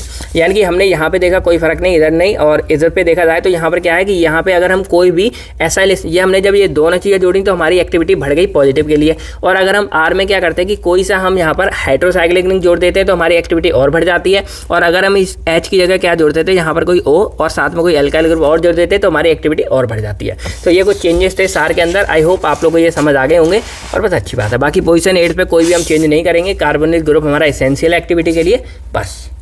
तो ये था इसका सिंपल था सर। आई होप आप लोगों को सेफेलोस्पोरिन का ये चीज़ यहाँ पे समझ आ गई होगी। अब हम समझते हैं इसके क्लासिफिकेशन के बारे में। देखो, इसका एक क्लासिफिकेशन थोड़ा सा इंपॉर्टेंट है और साथ में हम इसके प्रोडक्ट के बारे में भी बात कर लेंगे। तो देखा जाए तो सेफेलोस्पोरिन को मेनली हम जो है 4 जनरेशन में डिवाइड कर सकते हैं। अब जनरेशन जो डिवाइड है वो हमारे इसके मैकेनिज्म ऑफ एक्शन के बेस पर डिवाइड है। कैसे हैं इसको समझते चलिए। तो जो फर्स्ट जनरेशन वाले हमारे सेफेलोस्पोरिन हैं, इनका मेनली काम क्या होता है कि जैसे हमारे बैक्टीरिया 2 तरह के होते हैं, एक होते हैं ग्राम पॉजिटिव वाले, एक होते हैं ग्राम नेगेटिव वाले। तो जो हमारे फर्स्ट जनरेशन वाले बैक्टीरिया थे, ये सेफेलोस्पोरिन थे एंटीबायोटिक्स, ये हमारे मेनली ग्राम पॉजिटिव के लिए बहुत ज़्यादा अच्छे थे, यानी कि उनको अच्छे से मारने का काम कर रहे थे, लेकिन नेगेटिव वाले को नहीं मार पा रहे थे। अब इसके पीछे देखो रीजन मैं आपको बताता हूँ, एग्जांपल समझो। पहला हमारा एग्जांपल इसमें आता है सिफेड्रॉक्सिल आ रहा है। तो अगर आप देखोगे तो ये हमारी बीटा लैक्टम की रिंग है, ये हमारी इसकी डाईहाइड्रोथाइजिन की रिंग हो गई। अब इसके साथ में जो जन है ना, ये कितनी बड़ी यहाँ पे जुड़ी हुई है। अब अगर इसने इतना बड़ा जुड़ गया, एक बल्कि ग्रुप जुड़ गया, तो वही हिसाब है कि अब ये हमारे ग्राम नेगेटिव के स्पोरेंस को तो क्रॉस कर नहीं पाएगा क्योंकि काफ़ी ज़्यादा बड़ा हो गया। तो इसी वजह से जो इसकी बीकर एक्टिविटी होती है ग्राम नेगेटिव के खिलाफ, और जो एक्टिविटी हाई होती है हमारे ग्राम पॉजिटिव के खिलाफ। हाई क्यों होती है? क्योंकि भाई ये बड़ा ग्रुप है, तो ये क्या करेगा, थोड़ा सा बाइंड हो गए और इसको यहाँ से टूटने से बचाने का काम करता है ग्राम पॉजिटिव बारे में। तो इससे क्या होगा कि यहाँ पर ये अच्छे से आके अपना काम दिखा सकता है। तो ये हमारे होते हैं फर्स्ट जनरेशन वाले सेफेलोस्पोरिन्स हो गए हमारे। और एग्जांपल इसमें जैसे सेफेलेक्सिन हो गए, तो ये हमारा इसका स्ट्रक्चर हो गया यहाँ पर। और इनके जो नोमेनक्लेचर थे वो मैंने जानबूझ के नहीं लिखे, आप चाहो तो लिख लेना कहीं से भी, क्योंकि बहुत ही ज़्यादा बड़े बड़े थे, याद तो आपको होने वाले नहीं थे। बाकी इसका थर्ड हमारा ड्रग आता है सिफेक्जोलिन। तो ये हमारा पेरेंट्रली रूट से दिया जाता है और इसका स्ट्रक्चर काफ़ी ज़्यादा बड़ा है, और इसकी वजह से ये हमारा जो है वो ग्राम पॉजिटिव में अच्छा असर दिखाएगा, लेकिन नेगेटिव में असर नहीं दिखाएगा। अब इसी चीज़ को देखते हुए भाई नेगेटिव वालों के लिए तो कुछ चाहिए, इसी चीज़ को देखते हुए हमारे बनाए गए सेकंड जनरेशन वाले सेफेलोस्पोरिन्स। अब जो हमारे सेकंड जनरेशन वाले थे, इनका मेन काम क्या है कि ये हमारे नेगेटिव ग्राम नेगेटिव के खिलाफ बहुत अच्छा काम कर रहे थे, क्योंकि भाई इसी के लिए तो हमने सेकंड वाले बनाए साइंटिस्ट लोगों ने। तो ये जो हमारे थे वो ग्राम नेगेटिव के खिलाफ अच्छा काम कर रहे थे, लेकिन जो फर्स्ट जनरेशन वाले थे उनके मुकाबले ये हमारे ग्राम पॉजिटिव के खिलाफ थोड़ा सा वीक एक्शन यानी कि कम दिखा रहे। ऐसा नहीं है कि बिल्कुल नहीं दिखा रहे थे, बस इनके मुकाबले फर्स्ट के मुकाबले थोड़ा सा कम दिखा रहे थे। यानी कि ये हमारे मेनली बनाए गए थे ग्राम नेगेटिव बैक्टीरिया को मारने के लिए बनाए गए थे। तो इसमें हमारे ड्रग्स आते हैं, ओरल में हमारे आते हैं सिफेलॉर आते हैं, सिफ्राजोल आते हैं, और पेरेंटल में हमारे थे सिफोक्टिसिन। तो मैंने यहाँ इनके स्ट्रक्चर नहीं बनाए, काफ़ी ज़्यादा बड़े थे, आप चाहो तो बना सकते हो यहाँ पर, थोड़ा मैंने टाइम बचाने के लिए। और इनके जो स्ट्रक्चर का मतलब वो होगा, उसमें आप देखना कि ये जो चीज़ थी ना, बल्कि ये हमारी थोड़ी सी शॉर्ट होगी, क्योंकि ये हमारे जो है नेगेटिव के खिलाफ काफ़ी अच्छा अपना असर दिखा रहे थे। अब इसमें थर्ड जो चीज़ आती है वो हमारी आती है थर्ड जनरेशन सेफेलोस्पोरिन्स। अब यहाँ पे जो थर्ड जनरेशन वाले होते हैं ये हमारे बनाए गए 90s-80 में, और ये भी मेनली हमारे ग्राम नेगेटिव बैक्टीरिया के खिलाफ काफ़ी ज़्यादा अच्छा असर दिखा रहे थे। जो हमारे सेकंड जनरेशन थे ना, उनसे भी अच्छा हमारा ग्राम नेगेटिव वाले को ये मारने का काम कर रहे थे। बाकी ये जो हमारे ग्राम पॉजिटिव है उनके खिलाफ थोड़े से कम एक्टिव थे, ठीक है। और एनड्रॉप्स जो हमारे होते हैं बिना ऑक्सीजन वाले, उनके खिलाफ भी थोड़ा सा कम थे। एग्जाम्पल इसमें ओरल हमारा हो गया सेफेक्सिम आ गया, सेफ्टिब्यूटेन आ गया, पेरेंटल में हमारे सिफोटॉक्सिन और सेफ्टिजोमिम आ गया। फोर्थ जनरेशन वाले जो हमारे वो थे हमारे सेफेलोस्पोरिन्स, ये हमारे मेनली बनाए गए थे जो हमारे थर्ड जनरेशन जैसे ना इसी की तरह अपना एक्शन शो करते थे, लेकिन मेनली काम मतलब ये इससे अच्छे क्यों थे, क्योंकि ये हमारे ऐसे बनाए गए जो हमारे बीटा लैक्टमेज के लिए हाईली रेजिस्टेंस थे, यानी कि नेगेटिव और पॉजिटिव दोनों पे असर दिखा रही हैं, लेकिन ये हमारे कैसे होंगे कि ये भाई बीटा लैक्टमेज जो एंजाइम है ना, उसको भी ये रजिस्ट कर सकते थे, जिसकी वजह से इनका असर काफ़ी ज़्यादा अच्छा देखने को मिला। और यही रीज़न था कि ये हमारे दोनों के खिलाफ एक्सीलेंट एक्टिविटी शो कर रही थी। तो इसके हमारे कुछ एग्जांपल्स आएंगे, जैसे सीफेपाइम आ गया और सेफीरोम आ गया, ये हमारे पेरेंटल रूट से ही दिए जाते हैं। अब हमारी इसमें एक 5th जनरेशन भी आती है, जिसको हम डिटेल्स में जो है कोलॉजी वाले पार्ट में पढ़ेंगे। अब इसमें क्या होता है कि ये एक हमारा होता है MRSA एक्टिविटी होती है, यानी कि एक MRSA हमारे ऐसे चीज़ें होती हैं, बैक्टीरिया वगैरह ऐसी चीज़ होती हैं जो हमारी बॉडी में सीवियर इन्फेक्शन कर सकते हैं, यानी कि कुछ खतरनाक वाले, जिनके केस पे हम सीधे हॉस्पिटल जा सकते हैं। तो उनको मारने के लिए हमारे ये लेटेस्ट 5th जनरेशन वाले सेफेलोस्पोरिन्स बनाए गए हैं और इनको हम anti-MRSA नाम से भी जानते हैं। तो अब कितने लोगों को इस MRS के बारे में पता है और कितने लोग अब तक वीडियो देख रहे हैं, कमेंट करके हमें इस MRS के बारे में बताओ। चलो देखते हैं कितने लोग डिटेल्स में इसके बारे में जानते हैं। तो इसको मारने की दम रखते हैं, इसीलिए हमारे स्पेशल टाइप के होते हैं 5th वाले। एग्जाम्पल हमारा हो गया सिफ्टारोलिन हो गया, फॉसेमाइल हो गया। तो ये हमारे इसकी चीज़ें हो गई। अब हम इसमें केमिकल डिग्रेडेशन के बारे में पढ़ते हैं, यानी कि किस तरह हम सेफेलोस्पोरिन्स के असर को खत्म कर सकते हैं। तो मेनली देखा जाए, पहला हमारे यहाँ एसाइलेज आता है। तो अगर इसमें देखा जाए तो देखो स्ट्रक्चर आपको दिख रहा होगा, यहाँ सिंगल R1, यहाँ सिंगल R2 हो गई, और इसके बेस पे देखा जाए तो हमारा सेफेलोस्पोरिक एसिड में कन्वर्ट हो जाता है। जैसे हमारे जो पेनिसिलिन था वो हमारा 6 अमाइनो पेनिसिलिनिक एसिड में कन्वर्ट हो गया एसाइलेज की मदद से, एमाइडेज की मदद से। सेम हमारे ये एसाइलेज की मदद से इसमें कन्वर्ट हो जाता है, ठीक है। और ये एक तरह से छोटा रूप हो गया, इसके बाद हम इसको और ज़्यादा डिग्रेड कर सकते हैं। सेकेंड हमारी यहाँ चीज़ आती है सॉल्वोलाइसिस वाली। सॉल्वोलाइसिस प्रोसेस से हम क्या कर सकते हैं, सेफेलोस्पोरिन्स को हम यहाँ पर डैश एसिटाइल सेफेलोस्पोरिन्स में कन्वर्ट कर सकते हैं। और देखो यहाँ पर भी छोटी छोटी हमारी क्या हो जाएगा, ये डिग्रेड होना शुरू हो जाएगा। अभी यहाँ पूरी अच्छी तरह खराब नहीं हुआ। फिर हम फर्दर क्या करेंगे, यहाँ पर हम H पॉजिटिव के साथ इसकी जैसी रिएक्शन कराते हैं, हमारा यहाँ बन जाता है डैश एसिटाइल सेफेलोस्पोरिन्स लैक्टोन। और ये जो चीज़ है ना कंपाउंड, ये हमारा वर्चुअली इनएक्टिव होता है, यानी कि अब ये अपना असर यहाँ नहीं दिखाएगा। बेशक यहाँ पर ये रिंग है, लेकिन यहाँ एक और चीज़ जोड़कर और हमने क्या किया, इसका असर यहाँ पर एकदम खत्म कर दिया है। तो ये हमारे यहाँ पर होता है क्या हो गया, डिग्रेड हो गया यहाँ पर। तो एक तरीका ये हो गया। दूसरा तरीका क्या है कि जो सेफेलोस्पोरिन्स है उसमें जो मैंने आपको बताया बीटा लैक्टोमेज वाले, यानी कि जो सेफेलोस्पोरिनेज जो एंजाइम्स हमारे जो बैक्टीरिया रिलीज करते हैं वो क्या असर दिखाते हैं। तो वो मेनली क्या करेंगे, इसको यहाँ से ओपन कर देंगे, और जैसे इसको ओपन कर देंगे यहाँ पर हमारा बन जाएगा सेफेलोस्पोरेनिक एसिड बन जाएगा, और ये चीज़ हमारी यहाँ से ओपन हो गई। तो अब ये हमारा इनएक्टिव हो गया, अब ये अपना कोई भी असर नहीं दिखाएगा। बाकी इस केस में हम क्या कर सकते हैं, हाइड्रोजन यानी कि H3 यानी कि वही H पॉजिटिव के साथ अगर हम इसकी डायरेक्ट रिएक्शन कराते हैं या बॉडी में हो जाती है, तब भी इसकी ये रिंग ओपन हो जाएगी और हमारा बन जाएगा एनहाइड्रो डैश एसिटाइल सेफेलोस्पोरेनिक एसिड, और ये भी फर्दर क्या हो जाएगा, हमारा इनएक्टिव हो जाएगा। और उसके बाद में इन दोनों की फ्रेगमेंटेशन होती रहेगी, रीअरेंजमेंट होती रहेगी, और हमारा कंपाउंड क्या होगा, ये हमारा इनएक्टिव में कन्वर्ट हो गया है। तो इस तरह हम इसको क्या कर सकते हैं, डिग्रेड कर सकते हैं। अब अगर हम सेफेलोस्पोरिन्स के कुछ एडवर्स इफेक्ट की बात करें तो ये हम वेल टॉलरेटेड कर सकते हैं, लेकिन ये थोड़े से टॉक्सिक हो जाते हैं पेनिसिलिन के मुकाबले, और इसके वजह जैसे पेन हो गया, डायरिया हो गया, हाइपर सेंसिटिविटी वगैरह हो गई। बाकी इसकी जो एलर्जिक रिएक्शन है वो हमारी थोड़ी सी कम होती हैं। यूजेस की बात करें तो ये मोस्टली हमारे मतलब बहुत ज़्यादा वन ऑफ द बेस्ट है जो हमारे यूज़ किए जाते हैं एंटीबायोटिक की तरह। पेनिसिलिन भी है और ये वाले भी हमारे। बाकी इसको हम बैक्टीरियल इन्फेक्शन के लिए सबसे ज़्यादा यूज़ करते हैं, जैसे रेस्पिरेटरी ट्रैक्ट इन्फेक्शन हो गया या हमारे यूरिनरी ट्रैक्ट इन्फेक्शन हो गया। तो ये थे बेसिकली हमारे सेफेलोस्पोरिन्स के बारे में। अब छोटी छोटी बातें हमें और समझनी है जो हमारे 3rd क्लास आती है इसमें बीटा लैक्टमेज इनहिबिटर्स के बारे में। तो देखो सिंपल इसमें जो मैंने आपको पहले बताई वही वाली सारी की सारी कहानी है कि लेट करो कोई हमारा बैक्टीरिया है, तो भाई कोई भी हमारे बीटा लैक्टम एंटीबायोटिक्स आ रहे हैं जो इस बैक्टीरिया को मारने के लिए आ रहे हैं। लेकिन यहाँ पर क्या होगा कि जो बैक्टीरिया वो अपने बचाव के लिए बीटा लैक्टमेज एंजाइम को रिलीज करता है। अब ये एंजाइम्स क्या करेंगे कि ये हमारी बीटा लैक्टम की जो रिंग होती है उसको जाके डिस्ट्रॉय कर देंगे, उसको ओपन कर देंगे, और अब जो हमारा बीटा लैक्टम एंटीबायोटिक जैसे हमारा सेफेलोस्पोरिन्स हो गया, पेनिसिलिन हो गया, वो अपना असर नहीं दिखा पाते और इसकी वजह से हमारे ये काम नहीं करते। तो इसी केस में हमारे यहाँ पर साइंटिस्ट ने इसका इलाज किया और नए ड्रग हमारे निकाले बीटा लैक्टमेज इनहिबिटर। तो इनका मेनली काम क्या होता है कि ये हमारे जो ये एंजाइम को रिलीज करता है हमारा बैक्टीरिया, उनको उन्हीं की साइड पर उनके असर करने से पहले क्या करता है, ये उनको जाके डिस्ट्रॉय कर देगा, यानी कि इनएक्टिव कर देगा। जैसे ये यहाँ इनएक्टिव हो जाते हैं, अब ये अपना यहाँ असर नहीं दिखा पाते, और जो बीटा लैक्टम एंटीबायोटिक्स है वो अपना काम यहाँ अच्छे से दिखाते हैं और बैक्टीरिया को मार मूर के और हमको स्वस्थ यानी कि अच्छा बनाते हैं। तो इस तरह हमारे ये बीटा लैक्टमेज इनहिबिटर्स अपना काम करते हैं। कहानी यहाँ पर लिखी हुई है, कैसे क्या होता है, सारी की सारी बातें आपको लिखती। यहाँ पर बेसिकली हमारे 3 एग्जाम्पल्स होते हैं, क्लोबिनिक एसिड होता है, फिर सल्बेक्टम होता है और टेजोबैक्टम होता है। इनकी खासियत क्या होती है कि इनके खुद के पास मतलब ऐसी एक्टिविटी नहीं होती है कि ये किसी बैक्टीरिया को जाके मारेंगे, बस इनका असर क्या होता है कि ये कॉम्बिनेशन में दिए जाते हैं। मतलब जैसे यहाँ पर हमारे बीटा लैक्टम एंटीबायोटिक्स हैं तो इनके साथ मिलाकर कंबाइनेशन में दी जाएंगे, और ये क्या करेंगे कि ये इस एंजाइम को जाके मारेंगे, और जो हमारे बीटा लैक्टम है ये क्या करेंगे, ये इस बैक्टीरिया को जाके मारेंगे। तो इस तरह ये कॉम्बिनेशन में दिए जाते हैं और अपना अपना असर जहाँ बहुत अच्छे से दिखाते हैं। यानी कि एग्जाम्पल के लिए बोला जाए तो एक तरह से हमारे बैक्टीरिया की तरह काम कर रहे हैं, या समझ लो कि भाई किसी को बुलेट प्रूफ जैकेट पहना दी हो। बाकी अब हम अगर इसके ड्रग्स के बारे में देखो, मैकेनिज्म आप समझ गए, सिंपल क्या है कि ये इसको जाके मारते हैं। अब मारते कैसे, तो जो बीटा लैक्टमेज एंजाइम्स है उनको जाके ये मतलब इसका जो ड्रग, जैसे इसका आप देखो यहाँ स्ट्रक्चर हमारा इस तरह का होता है, तो ये जो चीज़ है ना ये जाके हमारी इसको ब्लॉक कर देगी जो हमारा बीटा लैक्टमेज एंजाइम है, और अपना असर इस तरह से दिखाता है।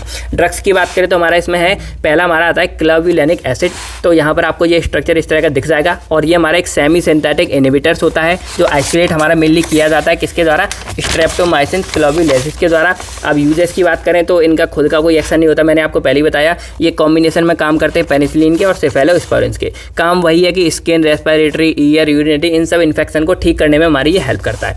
एग्जाम्पल जैसे ऑगमेंटिन हो गया, तो ये हमारी एमोक्सिलिन और क्लोबुलिनिक एसिड के द्वारा मिलकर बनाई जाती है। सेकंड हमारी इसमें आती है सल्वेक्टम, तो यहाँ पे आपको ये दिख जाएगा इसका स्ट्रक्चर।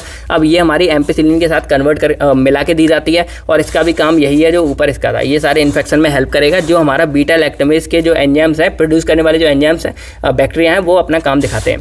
थर्ड हमारे इसमें आता है टोजावेक्टम, तो आपको यहाँ पे दिख जाएगा इस तरह का इसका स्ट्रक्चर है, और ये सेल्वेक्टम से थोड़ा सा क्या होता है, पोटेंट होता है। यूजेस हमारे इसके सेम रहेंगे। अब जो हमारी इसकी सबसे लास्ट क्लास आती है वो हमारी इसमें आती है मोनोबैक्टम के बारे में।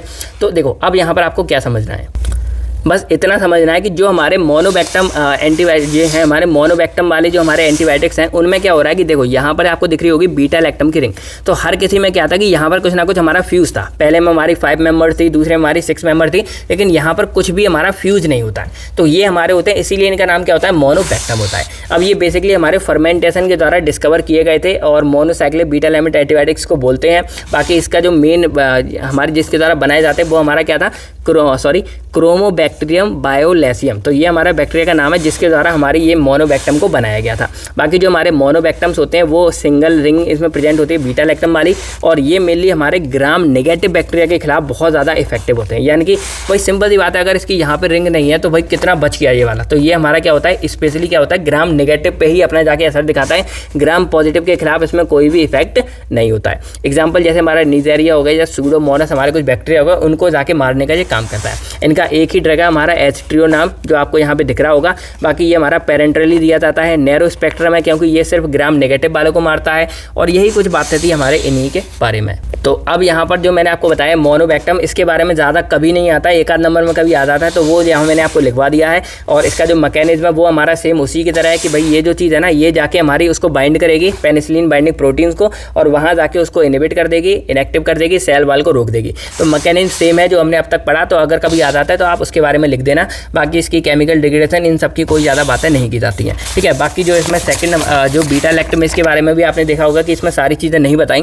तो अगर इस बीटा लैक्टमेज की क्लासिफिकेशन आ जाती है तो सिंपल आप क्या लिख सकते हो भाई कि इसमें हमारी मेनली 3 चीज़ें आती हैं, क्लोबुलिनिक एसिड, सल्वेक्टम आती है, टेजोबैक्टम आती है, और बाकी इसमें हम बोल सकते हैं कि बीटा लैक्टम के विदाउट वाली है, तो आप उसको छोड़ो, बस आप ये 3 के बारे में लिख देना अगर कभी आ भी जाता है तो यही था आज की वीडियो में। आई होप आप लोग को ये पूरा का पूरा समझ आ गया होगा। अब यहाँ पे सारा कुछ मैंने आपको बता दिया, बहुत इंपॉर्टेंट था, और अगर आपने मैकेनिज्म वाली वीडियो नहीं देखी हो जाके देख लेना, आपका सारा कुछ बचा हुआ भी एकदम क्लियर हो जाएगा। अब जो हमारी नेक्स्ट वीडियो आएगी उसमें हम अमाइनो ग्लाइकोसाइड्स और टेट्रासाइक्लिन्स के बारे में एक मतलब अलग वीडियो होगी, इसमें दोनों को एक साथ ही बात करेंगे, और हमारी जो यूनिट फर्स्ट है वो हमारी कंप्लीट हो जाएगी। ट्राई करूँगा आपको कल इसकी वीडियो देने के लिए। तो बस आज की वीडियो में इतना ही। आई होप आप लोग को वीडियो अच्छी लगी होगी, सारा कुछ आपको समझ आ गया होगा। अब आपको वीडियो कैसी लगी कमेंट करके जरूर बताइएगा। बाकी कुछ भी फीडबैक वगैरह हो तो हमें जरूर दीजिएगा, जिससे हम अपना कोई सुधार वगैरह करना हो तो कर सकें। तो बस मिलते हैं आपसे बहुत नेक्स्ट वीडियो में। नोट्स वगैरह आपको वेबसाइट और टेलीग्राम पे मिल जाएंगे। तब तक फ्रेंड थैंक यू, जय हिंद। अपना और अपनी फैमिलीज़ का ख्याल रखिएगा। बाय बाय दोस्तों।